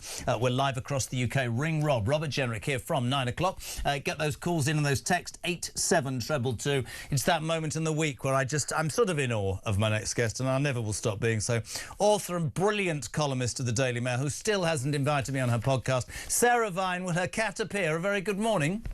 Good morning. How are you? Where's my invite to your podcast then? We're not. I'm not allowed to invite people onto my podcast because it's just It's just me and Peter Hitchens. Oh, is it? All right then. Well, I mean, I could try. I'm in awe of you, Sarah. Do good a special morning. edition. Good morning. Good morning. He's lurking. The cat's lurking. The cat is lurking. She's looking in our direction. The cat, Sarah Vine's cat is a weekly thing on the Jeremy Kyle Breakfast Show. Just walk across the front of her in a minute. I know with everything that's going on, but the thing that really, in the Middle East, the thing that really has got the viewers and listeners this morning is not only Prime Minister's question time yesterday, where Starmer, incapable of answering a question and was eviscerated by Andrew Snowden, but this unbelievable feeling that there will be another U-turn, this time on migration. Angela Rayner stuck her neck on the line on Tuesday and said it's un-British to not allow all sorts of people to come here and be given more than the indigenous population. And it's all centred on this Nigerian migrant. And I'd like to ask you as a woman, this man carries out a sexually motivated attack by imprisoning a young girl in Manchester, seems to escape that, rapes a 19-year-old girl in Wrexham whose life will be decimated forever. And some judge, Sarah, yesterday says that he can stay because he has a right to family life. I genuinely, and I do this for a living, I don't know what to say. That is beyond ludicrous. I think everybody is completely baffled by this. I think your listeners must just think that they're living in a simulation. Yeah. I think this government, I think it's obvious that they govern by poll. So they just, they just do whatever they think is going to poll the best. And I think one of their major problems at the moment is the rise of the Greens and Zach Polanski. And he has a view that everybody should come to the UK and be able to stay here. So I think they're probably just chasing his voters or his people who think that his ideas are good. I mean, most of the people who believe in uncontrolled migration live in areas of the country where they don't actually experience any of these sorts of things. And I think if you talk to people whose lives have been changed, they have a very different view. I mean, this Nigerian migrant is obviously, it is literally baffling how a human rights framework can be used to protect somebody like that when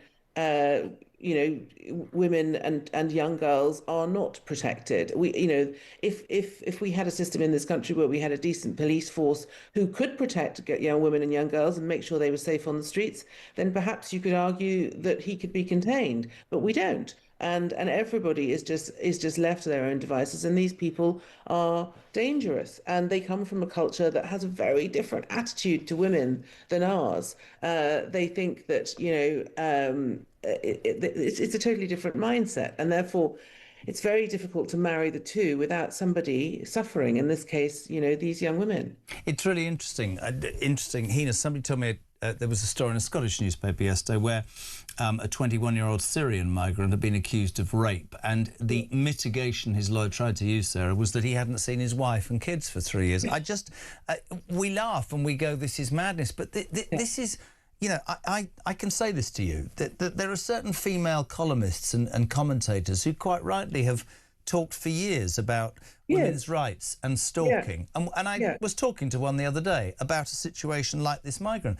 And they go, well, he comes from a... No, hold on a second. Why are you not talking about the girl, the victim, the 19-year-old that was raped? Why are you making excuses for a man who comes from a country that, as you quite rightly said, has a completely different approach and shouldn't be allowed in here to get away with it? But they don't talk about the girl that they've spent years talking about. They talk about the migrant. And that's really dangerous to me, because this girl... her life will be blighted forever because of this attack. Well, yeah, I mean, this, obviously this guy's done what he's done, but I doubt very much whether it will. There are no consequences, as we've seen, so that's not going to affect him, and B, the fact the act itself is not going to be traumatic for him because he initiated it. Whereas a girl who's had that happen to them, whether it doesn't matter who does it to them, where they're from or who they are, it's going to stay with them for the rest of their life, and it will totally transform their existence in a way that is entirely toxic. You heard Chris McGovern talking about that PE teacher who's been sacked, told to go, can't get a job because he put on social media, illegal migrants should respect our laws or leave. Where are we getting to where you can't even do that away from the classroom? I don't understand why that is a controversial statement. Everybody should respect the law of the land. But it reminds me of that, again, this is all about protecting certain cultures over others, isn't it? It's all about saying that, if you belong to a certain group of people, then you have protected characteristics which allow you to behave in ways that are, in this case, if you're a migrant, you don't have to respect the laws of the land. Well, then that means that you're treated differently and specially. And I think a lot of people find that very disturbing. And I'm reminded, this case today reminds me a bit of that Batley school teacher. Do you remember him? Yes. Who I think he was a religious studies teacher, actually. And he sort of very non-maliciously did something to upset some of the Muslim parents in his school, and I think, as far as I know, he was ousted from his job. He was forced to go into hiding. He had death threats. He had to move his entire family, and as far as I know, he still remains in that situation. And his life has been destroyed for doing something that really, materially doesn't really make any difference to anything or anyone. This ideology of this government, and then we sit here every day, you write it in the Mail, we do it here, common sense. You think about a migrant raping somebody and a judge, please God, we do keep jurors if there are judges like that. Do you see this changing? Do you think that the lack of fairness, the lack of common sense, do you think that the silent majority are waking up? Not that politicians will take notice, but do you not feel, as I do, that this country is waking up to the madness that we're being engulfed in?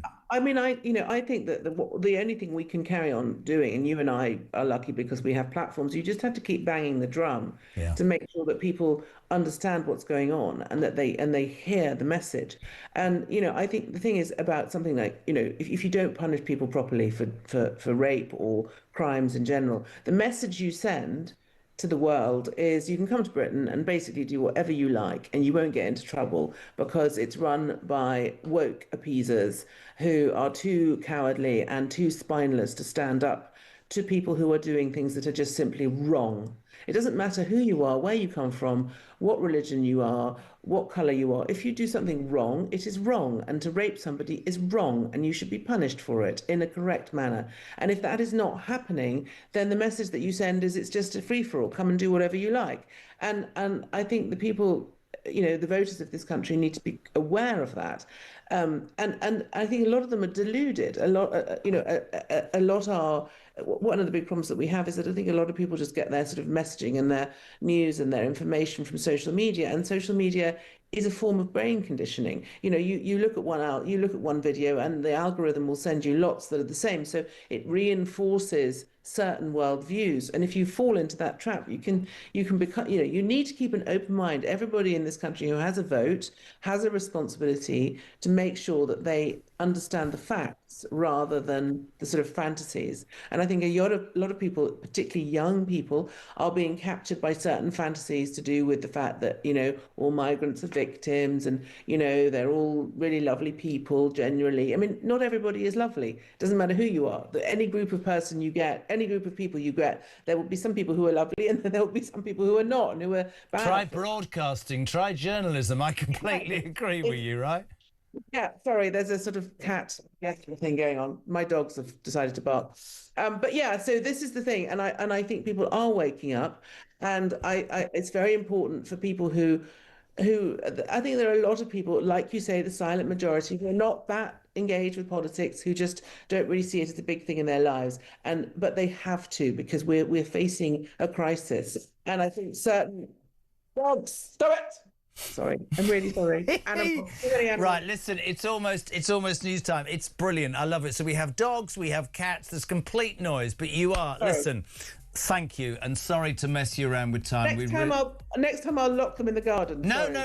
I was looking forward to all of them walking in front of the screen. Bless you, Sarah Vine. Thank you so much indeed, author and columnist with the Daily Mail. We're heading to 9 o'clock. Rin Rob will be on in the next hour. 0344 499 1000. Text to 87222. Did the clocks go forward? Is that why I missed out? Nigel Evans as well, and Dan Hodges ahead of Julia Hartley-Brewer from 10 o'clock. That's your line up on Talk. 0344 499 1000. Text to 87222.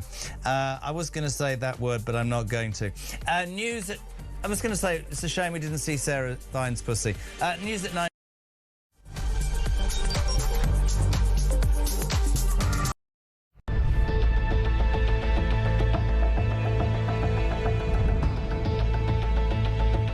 Over the past 36 hours, the United States and its partners have launched Operation Epic Fury, one of the largest, most complex, most overwhelming military offensives the world has ever seen. Nobody's seen anything like it. We have hit hundreds of targets in Iran, including Revolutionary Guard facilities, Iranian air defense systems. Just now, it was announced that we knocked out 9 ships plus their naval building, all in a matter of literally minutes. Iran's formerly supreme leader, Ayatollah Khamenei, is dead.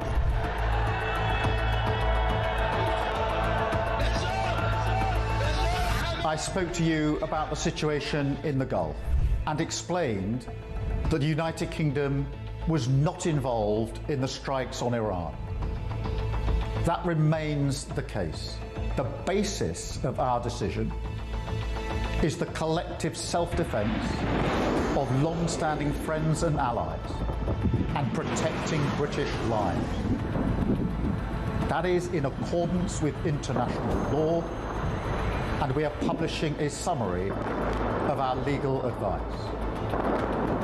We are not joining these strikes, but we will continue with our defensive actions in the region. Mr Farage, would a reform government have allowed US forces to use UK air bases for offensive operations in Iran? Yes, is the answer to your question. I would have said to the Americans, please do use our bases.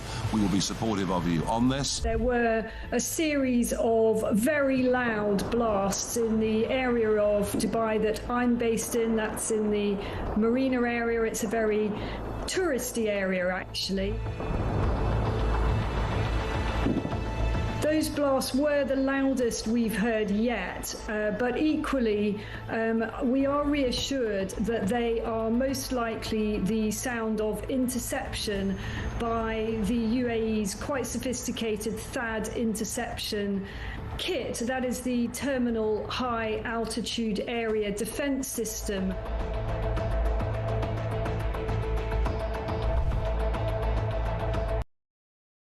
Across the UK, on DAB+, on YouTube, on your mobile, and on your side. This is Talk.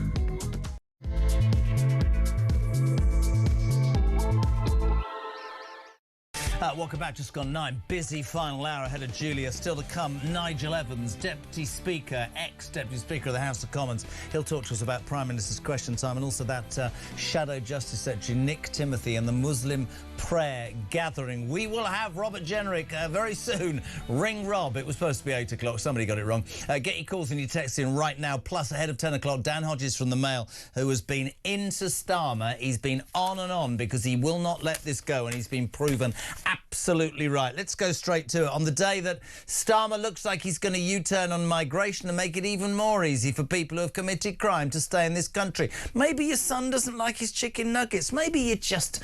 I don't mean to be rude. I mean, you know, maybe you've come from Nigeria where it's horrible. And I know you imprisoned somebody and then you've raped somebody else, but you have a right to a family life, haven't you? I'm just going to say before I play this voice note, I don't condone a lot of what this man says, but I understand his frustration. Stuart, good morning.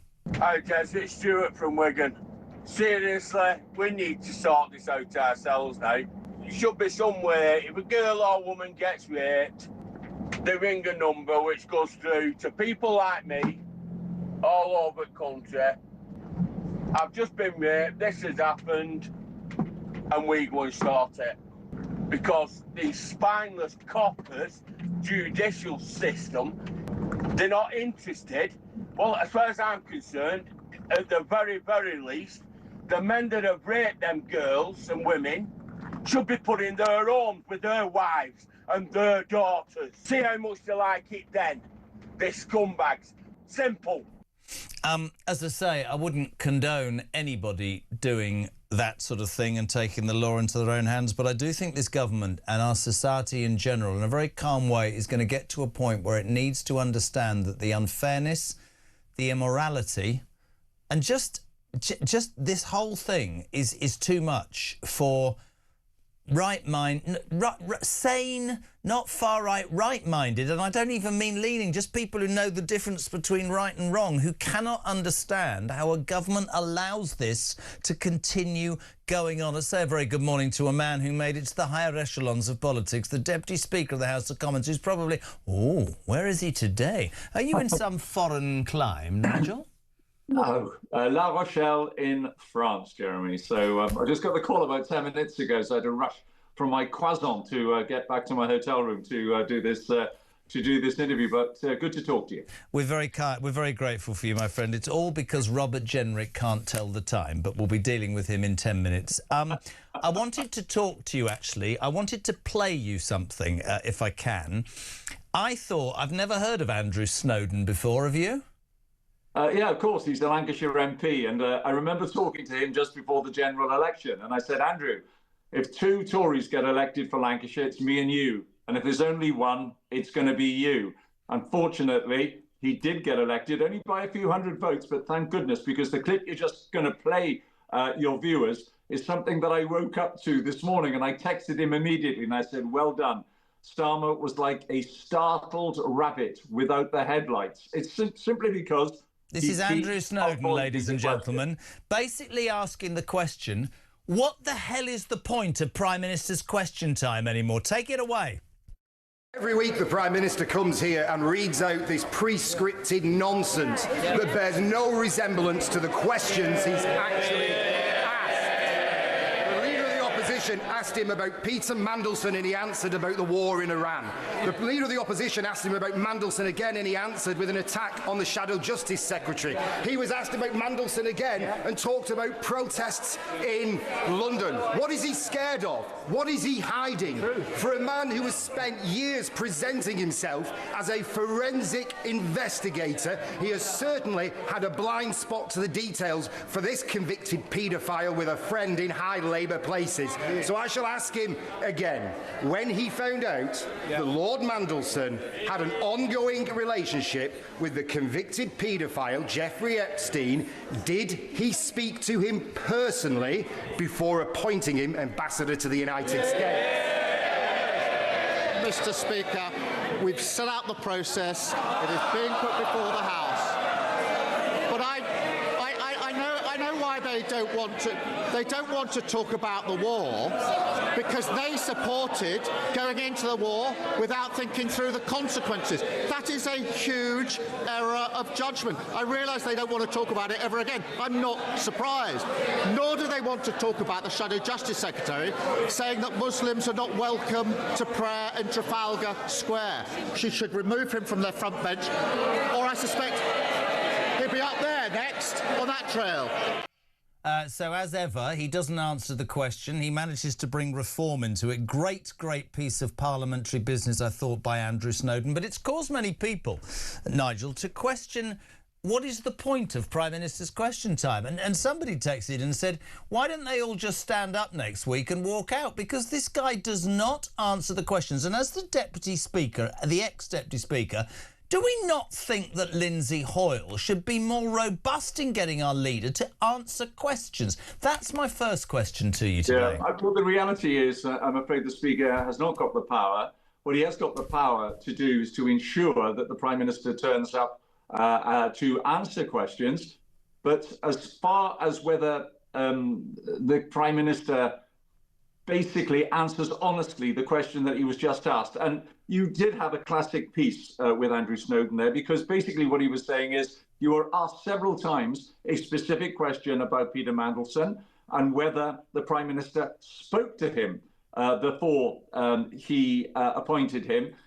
The reality is that he never answered Kemi Badenoch's similar questions prior to Andrew asking his question, and Andrew thought on his feet. As you know, a lot of them stand up, they're holding a piece of paper and they can't deviate from it because they can't think. They can't chew and think at the same time.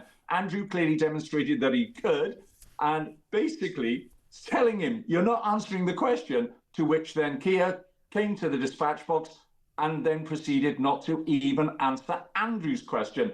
The reality is, though, Jeremy, anybody watching that clip will know he's got something to hide. Mm-hmm. The reason that he's not answering the question is as important as if, quite frankly, he did answer the question, because we all know the reality is he did not speak personally to Peter Mandelson, otherwise he would have said so. I mean, it is very, very embarrassing. Isn't it also quite interesting that he did say, Nigel, and you'd be more forensic than me, that Peter Mandelson lied to me?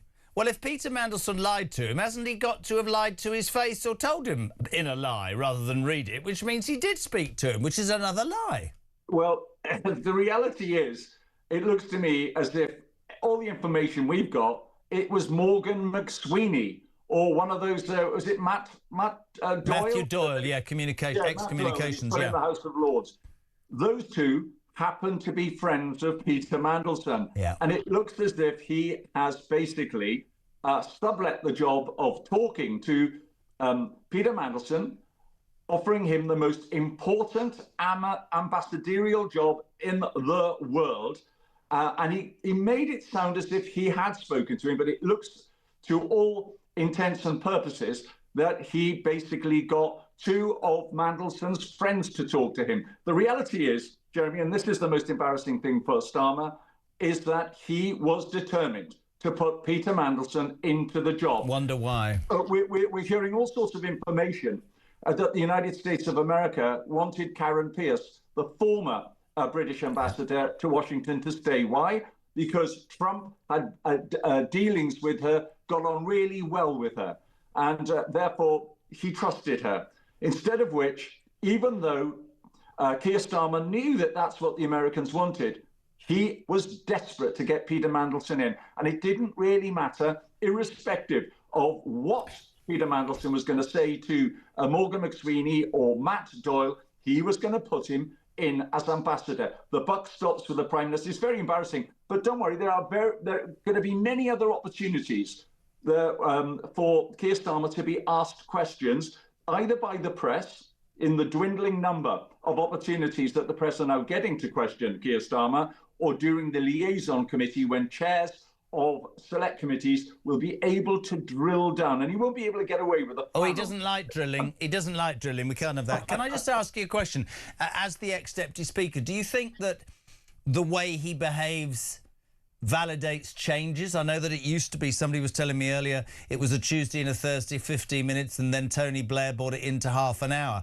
One of the things that I would see changed massively is I don't see why the half an hour should be made up entirely of just the opposition leader. I think other parties should be allowed to ask a question. I also think, and I'd love your answer on this as a parliamentarian, I think it's a ludicrous waste of time for his own parties, loyal MPs who are trying to climb the greasy pole, answering an easy question that he can simply answer and look good. I think it should be him facing up to the things that matter to the country. Yeah, but if you remember, it was only a couple of weeks ago that Kemi Badenoch asked him a question as to whether he knew before he appointed Peter Mandelson about his relationship with Jeffrey Epstein. And he said yes. And do you remember there were gasps from within the chamber of the House of Commons, because this was the first time we actually got an idea that Starmer actually knew that there had been a relationship between Mandelson and Epstein. But of course, he hides behind this, I was lied to, I was lied to, I was lied to. Yeah, you were lied to, but you were prepared to be lied to because you simply wanted Mandelson in that job. You got Mandelson in that job, it's backfired, and the egg is all on his face. But not a single one of your viewers is going to be hoodwinked into thinking that simply by avoiding the question, by deflecting the answers onto whether it's the Iran war or the Justice Secretary, it's not going to wash. People know that the buck stops with Starmer, and he will pay a price. Final question. You're brilliant. We love you. I'm sorry about the croissant or croissant, whatever you said in your French way. There's a appalling story doing the rounds this morning. Angela's jumped in and said, we need to let more migrants in. It's un-British being Labour right now. And Starmer's undoubtedly about to do a U-turn to placate her and the backbenches. This story this morning, Nige, just your response as a parliamentarian whose friendship I value. A Nigerian migrant who locked a girl in a flat in Manchester and sexually attacked her and then went on to rape a 19-year-old girl in Wrexham was yesterday allowed by a judge to stay in this country simply because he has a right to family life. I'd like to ask you where we've got to in a world where nobody gives a toss about the fact this girl's life will be blighted forever, and we're allowing an illegal criminal to get away with the most heinous act, and he's free to live amongst us. I don't understand it. I don't think questioning it is far right. I think it is perfectly acceptable for millions of balanced British people to go, what the hell has this country come to? And British people have a right to go about their lives without the threat of being raped or attacked by anybody, never mind an illegal migrant into our country.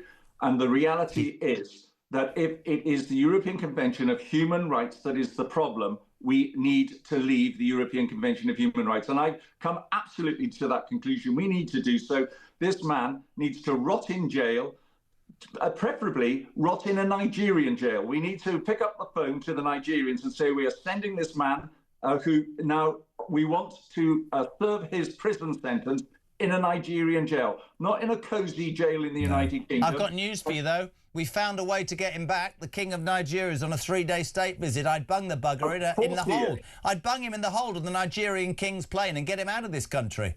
Yeah, absolutely. We've got a state visit by the Nigerian head of state. We need to sit him down. There's going to be a conversation between him and Starmer. Starmer will have every opportunity to say, we will pay, and it'll be a fraction of the cost of putting him in a British jail, put him in a Nigerian jail, and this man must never step foot in the United Kingdom again. And quite frankly, we need to leave the European Convention of Human Rights. Anybody from abroad, I don't think even where they've been given leave to stay, if they commit a crime in this country, they need to be booted out of this country. And you've got the figures there. 60-odd thousand illegal immigrants have come into the UK since Starmer said, vote for me and I'll stop the boats. I think it's absolutely appalling, and it's heart-wrenching for people to read that story today when we know that we can prevent this sort of thing from happening. Mate, we love you so much on the show. We appreciate you jumping in at short notice. Thank you very much indeed. Nigel Evans, ex-Deputy Speaker of the House of Commons, 9:17. We're live across the United Kingdom. And ladies and gentlemen, an hour and 20 minutes late. An hour and 20 minutes late. Stand by. Robert Jenrick next on Talk Breakfast.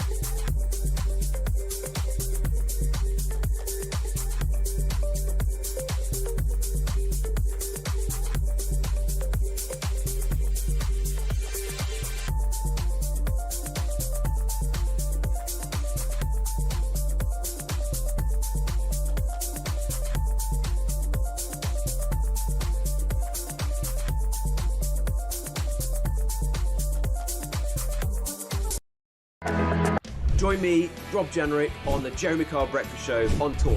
There's a lot of harm happening in the country right now. People feel like the country's in a mess. Why is it so difficult for this Labour government to just say what a woman is? To believe in basic biology and common sense? Take away these human rights laws, which have got completely out of control now. You know, I do believe that economies can be fixed and you can get catch-up growth. On illegal migration, we're very clear. We're going to detain and deport absolutely everyone who enters our country illegally. Ring in, ask me any question. I'm here to answer.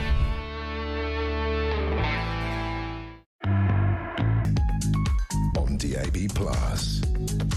on YouTube, on your mobile, and on your side. This is Talk.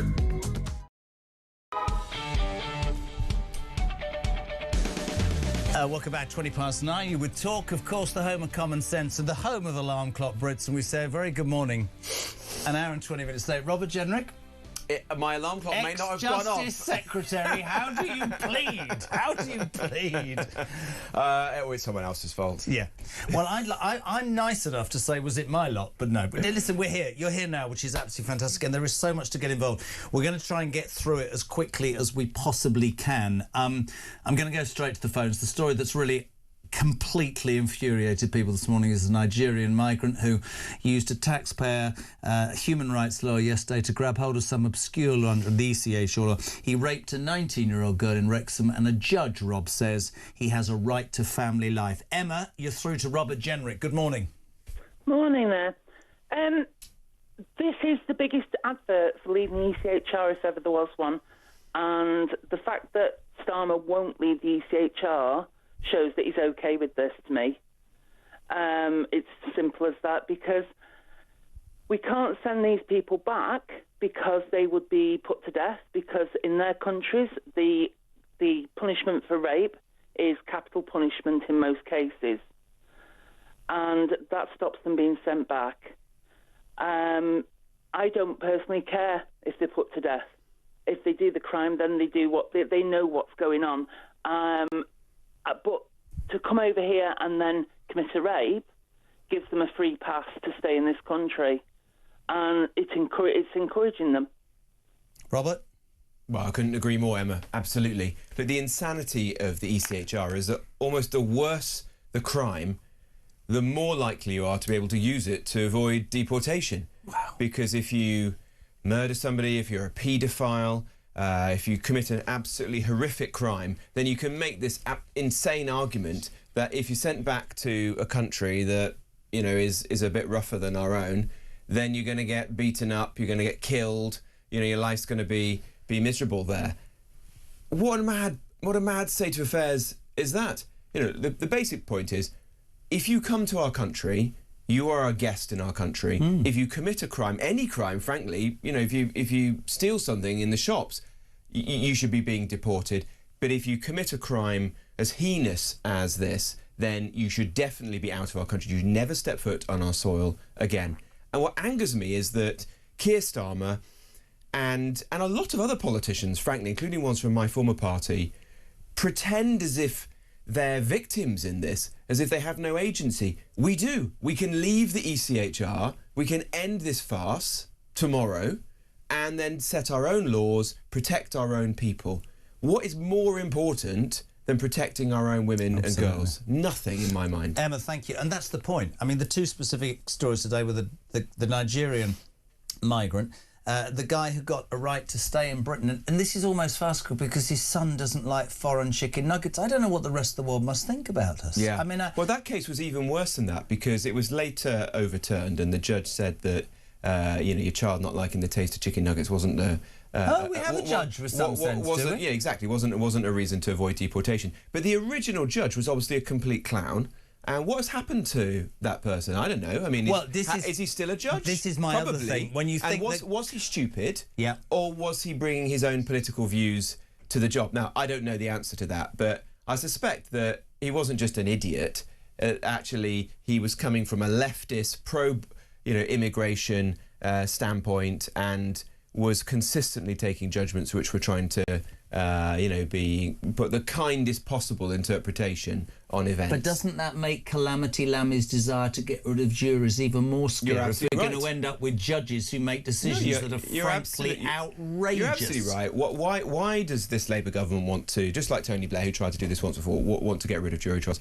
Because they don't trust the judgment, the common sense of 12 ordinary members of the public, and they think that judges know best. Well, in some spheres, we can say for certain that's not the case. Last year, I identified at least 30 judges in the immigration tribunals who had made judgments which were completely perverse. And of these 30 judges, we found people who were the trustees of Open Borders charities, who had been tweeting things online, that their political views were pretty obvious to most people. That is wrong. Those people need to be weeded out. Would reform sack those judges? Yes, absolutely. And most importantly, we'd actually go to some trouble to appoint judges, not on the basis of party politics, absolutely not. We don't want to have an American system where it's all partisan. But if you want to be a judge, if you want to wear the wig, then you've got to set your politics to one side and behave with absolutely scrupulous impartiality. Dave, great point. Nick Timothy, the now Shadow Justice Secretary, Nick says, does Robert agree with Nick Timothy's comments on the mass prayer session in Trafalgar Square? I wasn't here. I saw it. Sadiq Khan, he put Nick Timothy, too many are too polite to say this, but mass ritual prayer in public places is an act of domination. The Adhan, which declares there is no God but Allah and Muhammad is his messenger, is, when called in a public place, a declaration of domination. Perform these rituals in mosques if you wish, but they are not welcome in our public places and shared institutions. And given their explicit repudiation of Christianity, they certainly do not belong in our churches and cathedrals. I'm not suggesting everybody at Trafalgar Square last night is an Islamist, but the domination of public places is straight from that Islamist playbook. Trafalgar Square belongs to all of us. It's a national memorial to our independence and our salvation. Last night was not like a televised football match or a St Patrick's Day celebration. It was an act of domination, therefore division. It shouldn't happen again. I'd like to just make a little point that there are other religious festivals that have happened in Trafalgar Square. I think that's a really salient point. But I watched Khan, this is my opinion, and I watched that, and to me, it's another example of how we are going in the opposite direction. This doesn't mean that Muslim people shouldn't be able to celebrate Ramadan and all that. But it's become, I think dominance is quite an interesting word. Do you agree with what Nick Timothy said? I do. I think it's the right word to describe what happened here. Now, I don't know exactly what the motives are of the organisers, but to my mind, staging a massive ritual prayer in a public place next to a church was designed to assert dominance, and that's wrong, and it shouldn't be allowed in our country. We are a country that prides itself on religious tolerance, and that's absolutely right. But you know, if you want to pray, do it in your mosque. To go to a synagogue, go to a gurdwara or a temple. But you should not be deliberately taking over public places to assert the dominance of one religion like Islam, and it is something that is banned in other countries. You go to the UAE, you wouldn't be able to do this, because it has been used by Islamists as part of their plan to assert dominance and to change attitudes and cultures in a country, and that has to stop. Alan is in Salford, I believe. Alan, you're through to Robert Jenrick. Good morning. Good morning, Jeremy. Good morning, Robert. Good morning. What Starmer's doing, has he been asked to go and help Trump clear the Hormuz Straits with ships? Now, he said he's not going, and half of Europe won't go. Well, probably all of Europe won't go. I believe he's trying to break the special relationship and go back to the EU full stop, right into it. No messing. That's his game. If he wanted to keep us, oil, get a bit of oil for us, he'd send the ships. What's your question, Al? Sorry? What's your question? Do you think he's trying to distance himself, this country from America? Robert, just add to this. Last night, Sadiq Khan called for Labour to go into the next election, promising to rejoin the EU. Rachel Reeves in Spain yesterday said she wished Brexit could never happen. Zach Polanski says Britain would join the European Union when the Greens win power. Your response? Well, I heard Sadiq Khan's remarks and the speech that Rachel Reeves gave as well. Look, They can try if they like. I don't think it's going to help the poll ratings of the Labour Party, and it's not going to help the British economy. The reason our economy is so weak at the moment is because we've got a Chancellor who's chased away investment. She's hiked taxes on employing people. That's led to unemployment reaching these near record highs right now. That is the root cause of our problems. You've got to create a climate in which people want to start a business and work hard and prosper, not chase the fantasy of going back to where we were 10 years ago and create all of the uncertainty that would come with that. As regards the special relationship, well, I tend to think that the relationship is much deeper than just Donald Trump and Keir Starmer, and will probably survive and long after these personalities have left office. But is the relationship between Trump and Starmer fractured? Yes. Is it broken? Probably yes. It probably is broken beyond repair, and that's not good for our country because the US is our biggest ally. We are literally defenceless without the United States. We rely on them for our defence and security. We rely on them for our energy as well, because so much of it is imported liquefied natural gas from the United States right now. Try drilling! It's a bad state of affairs. Well, exactly. You have to take it both ways on this show. PJ in Suffolk. Morning, JK. Could you please ask Jenrick what his qualifications are to be Chancellor? Should he ever hold that position? Well, I'm not a chess grandmaster like Rachel Reeves, and I haven't spent 10 years as an economist at the Bank of England. But no, seriously, I worked as a commercial lawyer across the river from where we are today in the city for a number of years. And then I worked in business. I helped to run a British business for a number of years before going into politics. I've served as a minister in the Treasury and elsewhere. But the most important thing is actually, do you have a diagnosis of where the economy is going wrong and a plan for how you can turn it around? And I definitely have that. We've got to get this country going again. We've got to get cheaper energy so we can be competitive once more. We've got to get the country building again so we can get homes for young people and jobs for all the people who want to work in the factories and the data centres that are being held back. We've got to get people out of welfare and back into the workplace. And we've got to make sure that there's actually a climate where businesses can succeed, and that does mean bringing down people's taxes as we can afford to do so. So the most important thing is having a very clear sense of how we can fix the economy and send it back on a better footing for the future. Tracy says she's not sure if you've heard the story about the PE teacher who told migrants to respect our laws or leave. How would reform deal with those undoubted, it's interesting, theories of leftism that seem to be seeping into our education system, which I think is a brilliant question, because honestly, this did you hear this story about this teacher? I mean, he was cleared of racism by the Teaching Regulation Authority, but the Department of Education, headed by Bridget Phillipson, has said he can't return to work. So he's not allowed to have an opinion on social media. The government is actively policing the accounts of a teacher. It's a bit Lucy Connolly, this, isn't it? Whilst allowing a rapist to stay in England. Yeah. Sorry, am I missing the point? No, you're not. Well, look, I don't know all of the context, but from everything I've read, this guy sounds like he's been traduced. He said that people should behave in accordance with the laws of our land, or leave. Yeah. And there's a problem with that. Yeah. Well, explain that to me, Bridget Phillipson, because it sounds like it's perfectly logical to me. Because she will say, oh, that's a refugee, that's racist, that's far right. No, he said to migrants, illegal migrants, respect our laws or leave. That means, Bridget Phillipson, you idiot, if you went to America, if you went to Australia, you went anywhere in the world and you broke their laws, you'd have to face their crime. Of course, I don't understand it. And also remember, it wasn't that long ago that we had the teacher at the school in Batley who showed the image of the Prophet Muhammad and then had to go into hiding. The school and the local authority and the government didn't really do anything to help him, and as far as we know, he's still in hiding somewhere in the country. So, teachers, we should stand behind teachers when they speak the truth or they do things that are perfectly reasonable. That is the nature of free speech in our country, and if we don't, then teachers are going to become, they're just going to be too scared to approach a lot of these topics in the classroom. And teachers will just become, or teaching will become the preserve of left-wing people. You've proven that you're not scared to do stuff. A couple of challenges here. Andrew says, can you ask Can't you, Jez, ask Jenrick to put forward some kind of motion or force a vote to compel the Prime Minister to answer questions at Prime Minister's question times? It wouldn't pass, but it would be incredibly embarrassing from Starmer and would, in fact, stop the clown show, and I'd vote for Jenrick.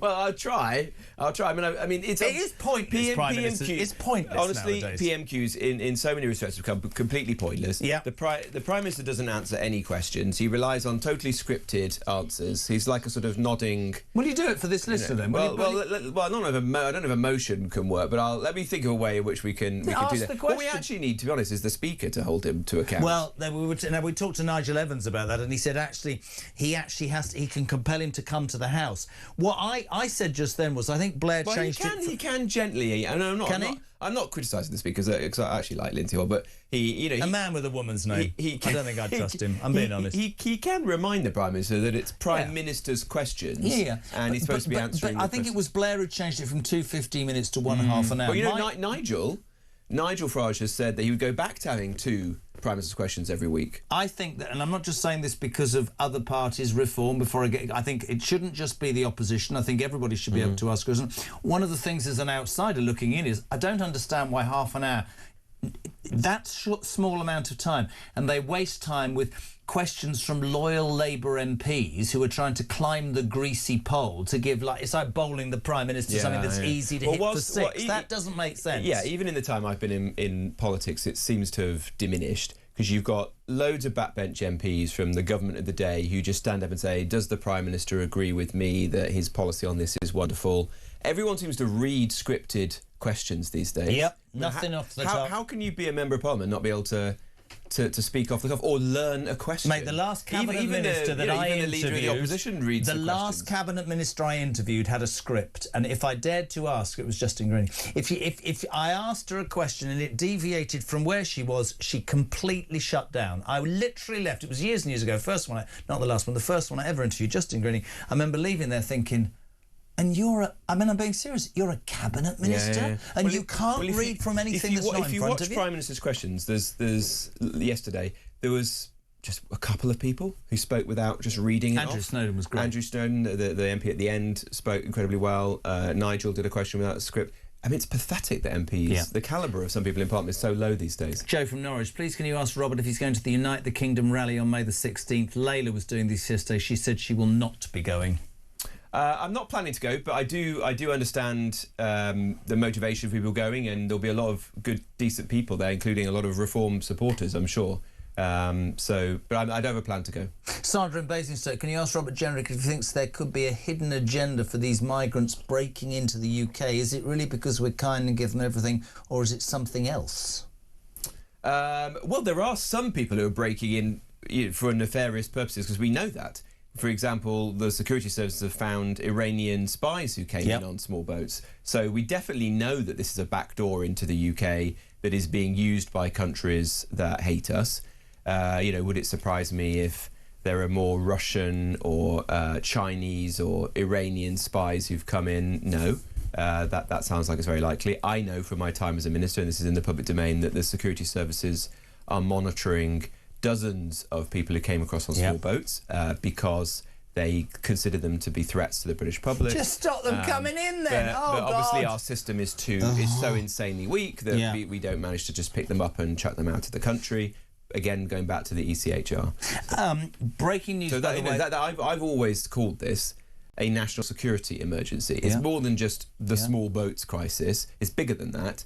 It's costing people's lives. Think of all the rapes and the murders that we see across the country, and there aren't proper stats yet on all of that. But it's also a national security emergency where people are using this as a backdoor into our country who will commit terrorism. In fact, terrorist acts have been committed. There have been cases like a man was stabbed on the street in Hartlepool in a terrorist incident not so long ago, a guy who'd come across illegally into the country.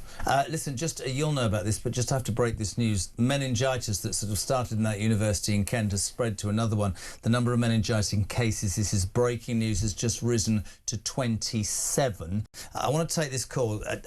You'll be able to answer this. Justin in Sheffield, you're through to Robert Jenrick. You've got 1 minute, go. Hello, Robert. Hello. I would just like to know why, if as you're a principal guy who did resign over immigration, why you voted in favour of COVID passports back in December 21? Good question. Look, I did have hesitations about that. I don't like the idea of the state being overbearing and forcing things upon you, and that, of course, happened in many different respects during the pandemic. I was a government minister at the time, so I would have had to have resigned if I didn't do what the government was proposing. And I guess I felt that the circumstances were such that we needed to ensure that people were taking the vaccine in significant numbers in order to get the herd immunity and to protect people. Would I do it again? I think probably not. I think lockdown, and I've said this before, barring the first lockdown when there was so little information, was a mistake, and it's had massive negative consequences on the country. You see this with people's attitudes, the cost to the taxpayer, the debts that we've got now, the kids who aren't going to school, the mental health issues that we're grappling with.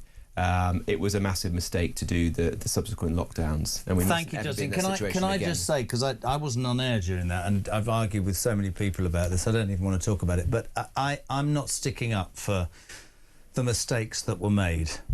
But I always think of Johnson, who in the end really infuriated me, but was given two choices. You know, 3 months you're into the job you've craved from the moment you were born, and you get told you can either kill 250,000 people or you can screw the economy. I don't think this country probably got a lot of it right, as did many other countries, and I think it's one of those things that was so unprecedented. And that's not, you know, you've been very honest with that guy. You said, would you do it again? And that's really important. You're going to love this. Apparently, you announced earlier this week a competition to get free, get your energy bills paid for you. Sarah says, if you want my vote, how the hell do I apply for Farage to pay my energy bills then? How do I do it? Right, go online now and go to www.nigelcutmybills.com. And you can read our plan as to how we're going to bring down people's energy bills. The main point of which is we're going to actually get rid of VAT on domestic fuel. Terms and conditions apply, completely of course, unfair. yes. And then Nigel and me will come to somebody's house in about a fortnight's time, and we'll pay their energy bill and that of their whole street. So you'll also be very popular on your street. And we'll have to see whether it's 6 bungalows or, you know, knowing our luck, it will be... Well, you know, hopefully, it'll be some in giant... my house, you wouldn't need to... There'd be 2 people. Street. I'm joking. Right, listen, Jeremy, can you ask Ring But there's Rob? a serious point behind it. The energy bills are absolutely outrageously high, and it's not just all the events in the world. That's what we're now being told. It's also all of these green taxes and levies. So it's a choice to make your energy bills so high, and a reform government would scrap those and bring them down. Jeremy, can you ask Ring Rob, rather than giving his usual word salad, where he thinks, harsh. I know, why he thinks we're all gullible thickos, but what is he actually going to do to stop the Islamification or reform we're going to do of this country? This country is at a tipping point, in my opinion. Neither he or his past or present parties seem to be absolutely full and on the right side of the scales. Jacqueline in Liverpool, obviously frustrated, which I understand. I understand the frustration. What would we do? Firstly, stop making it any worse by ending the era of mass migration. We would bring down the number of people coming into this country to what we've called net emigration, more people leaving than coming in. So that whole 25-year period where massive millions of people were coming into the country, including, important to the question, from cultures that are totally antithetical to our own, that would come to an end. Secondly, we would have a zero-tolerance attitude towards extremism, particularly Islamist extremism of any kind. That means making sure that the Prevent programme, the security services are bearing down on it, using their resources to attack this rather than getting distracted by other things, because the vast majority of our extremist problem in this country is Islamist, so let's be honest about that and devote the resources to it. We would get rid of these practices that are linked to Islamism, like cousin marriage and Sharia courts and so on, which have no place in our country. Bring that to Are you worried about alienating the Muslim vote, as Keir Starmer is? No. Look, there are plenty of British Muslims who vote for reform, and we want Layla Cunningham. Layla Cunningham. We want Zia Yusuf, our Shadow Home Secretary. What we take issue with is political Islam, Islamism, and that is a common cause that we have with many Arab countries around the world. If you go to the United Arab Emirates, if you go to most Gulf countries, they're grappling with these issues themselves, and in fact have taken tougher action against Islamism than we have.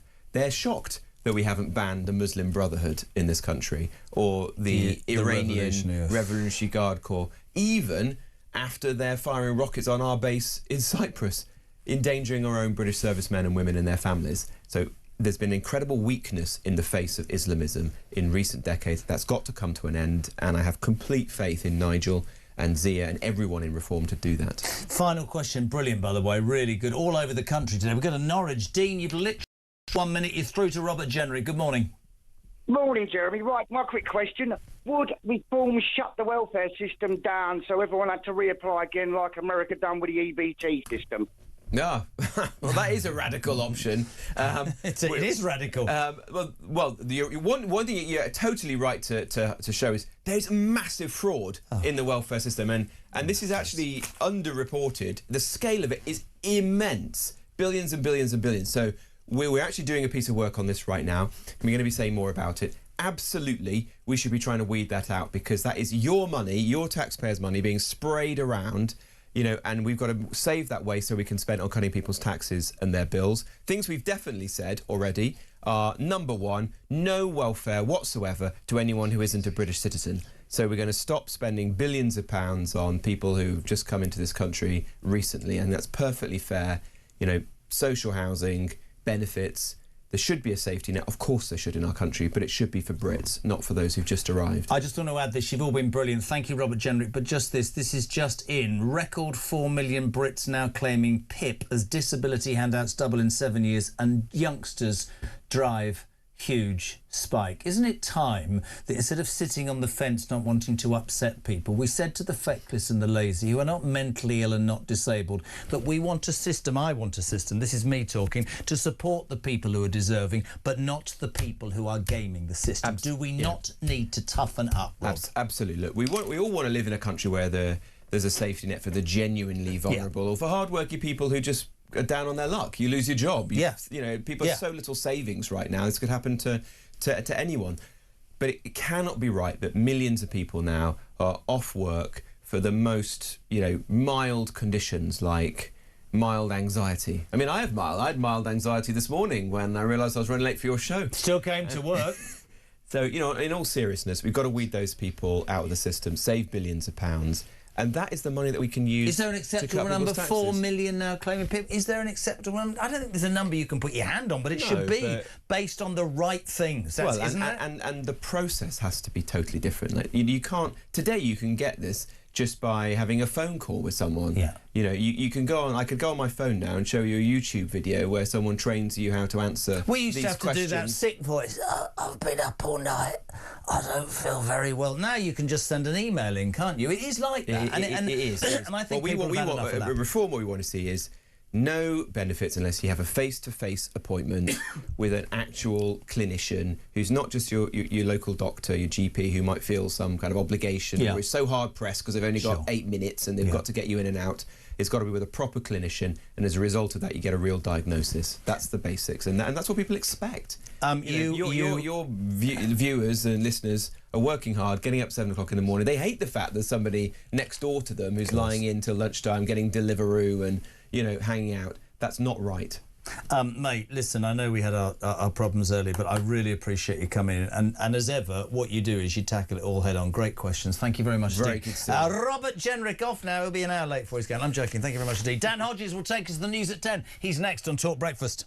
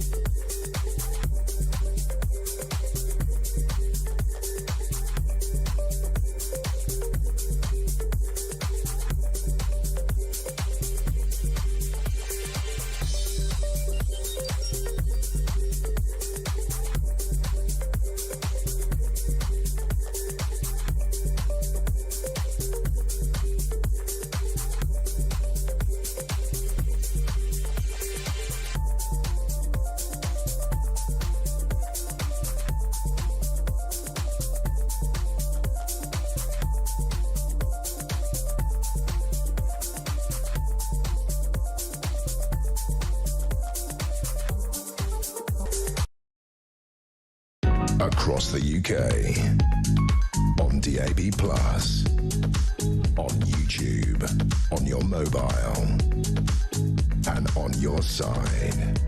This is Talk. Welcome back. I'd love to give this man more because he's brilliant. We say a very good morning to commentator and Mail on Sunday and Sunday Mail. Good morning, Dan Hodges. How are you? Good morning. Very well, thank you. Sorry, mate, we might have to carry this over into next week, but briefly, we've got about 6 minutes. I know you have been very, very strong in questioning Starmer and the whole Mandelson thing. In fact, you've led the charge.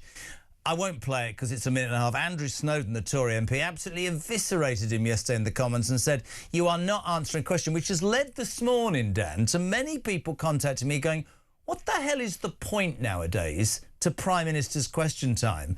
He doesn't answer a question, and half the time is made up of Labour MPs who are simply interested in climbing the greasy pole and giving him something he can hit out the ground for six. It needs to change, doesn't it?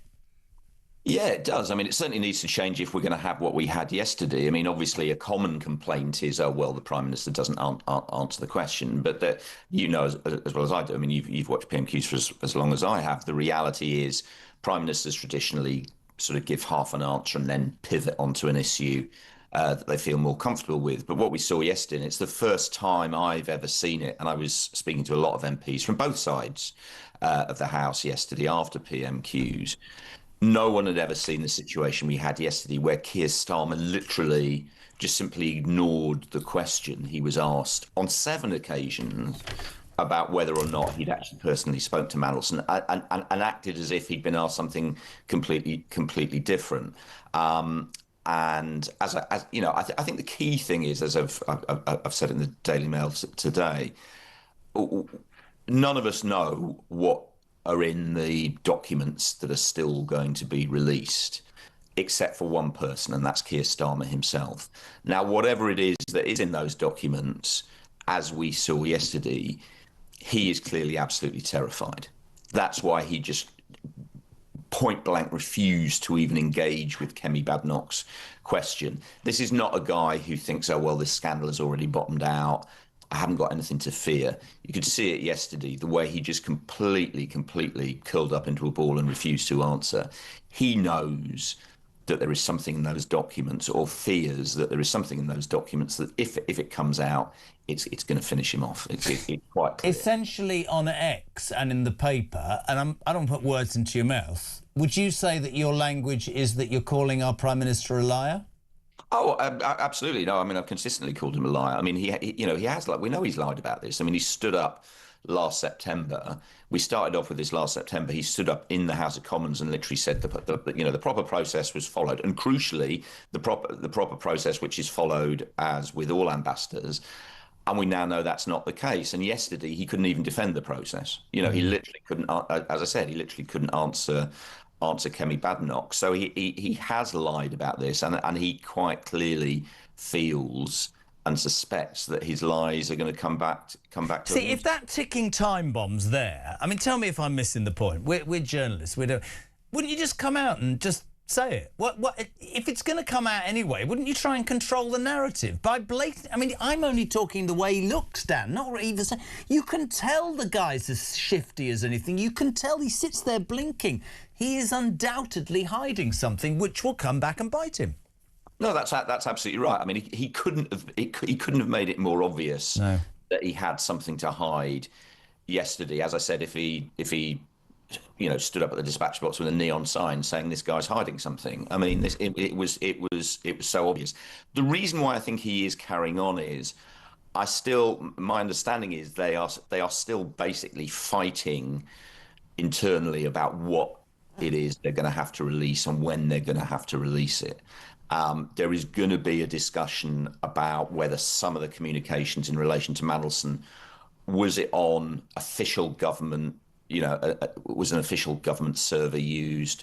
Was it people's private WhatsApp messages? Will those be released? So Starmer is desperately trying to prevent the release of as much of the documents as possible. I mean, which is why, as I said, I think last time I was on, when we got the first tranche of the documents, there was nothing in it from Morgan McSweeney at all. There wasn't a single document from him, even though he was the person leading the process. So that, I think, is what Starmer's trying to do. But, I mean, again, you could see it yesterday. he's basically running out of road on this. You know, he as I said, he can't even lie properly anymore about this.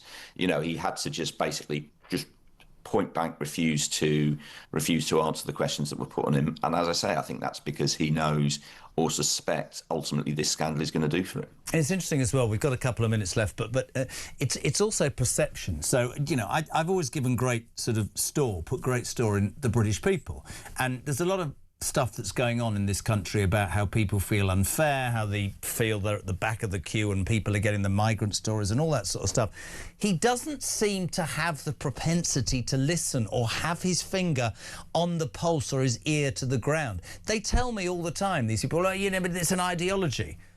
Is he aware that millions and millions of people think he's a duplicitous, non-inspiring, non-creative waste of space? Because that's what millions of people think. Does he not know that by now, Dan?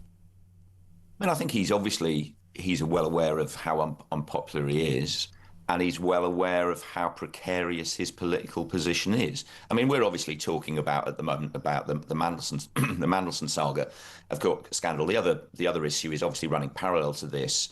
You know, Angela Rayner has basically launched her leadership campaign this week. You know, we're talking about her being on manoeuvres. She's not on manoeuvres now. She's firing live rounds. She's basically said, I'm going for it.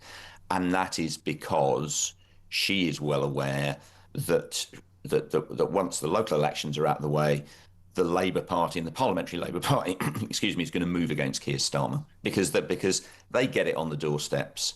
They get it from their constituents. They all know full well just how uniquely unpopular Keir Starmer is. So if he doesn't properly grasp it, it doesn't really matter because his colleagues do, and they've decided they've decided that very shortly they're going to have to move on from it. Mate, it's great to have you on. Just we've literally got 1 minute. Sadiq Khan, Rachel Reeves, Zach Polanski yesterday talking about the EU. Lots of people to me saying that's another thing with Starmer, doesn't read the room. He's going to slide back into the EU behind everybody's back. Brexit betrayal at its worst. 30 seconds. Yeah, he doesn't have the political capital to do that. I mean, the reality is there are too many Labour MPs who recognise how toxic that would be. But the point is, Keir Starmer doesn't have the political capital to do anything now. So great. You know, we do move. If somebody does move us back towards Europe, it won't be Prime Minister Keir Starmer. Dan, thank you, mate. I know it's been a quicker one this morning. We appreciate you hanging on. The whole day was sort of skew with because of Robert Jenrick, but thank you very much indeed. Sorry to Julia about the handover. We're out of time. Needed to give Dan a couple more minutes. Julia here from 10:0344 499 1000. Your text to 87222. But the news at 10 is next on Talk.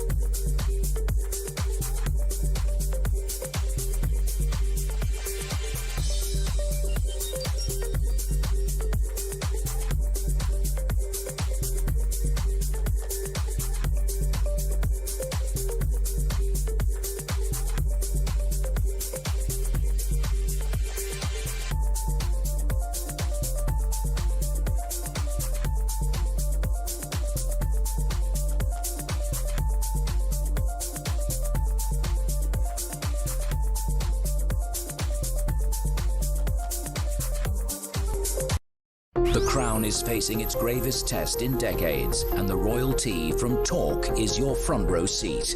With royal reputations under pressure and probing questions about public trust, we unpack every twist and revelation with the biggest names in the business. From the throne room at Buckingham Palace to a mansion in Montecito, we follow every royal ripple. Never miss a moment of The Crown in crisis. Subscribe to the Royal Tea from Talk on the app or wherever you get your podcasts.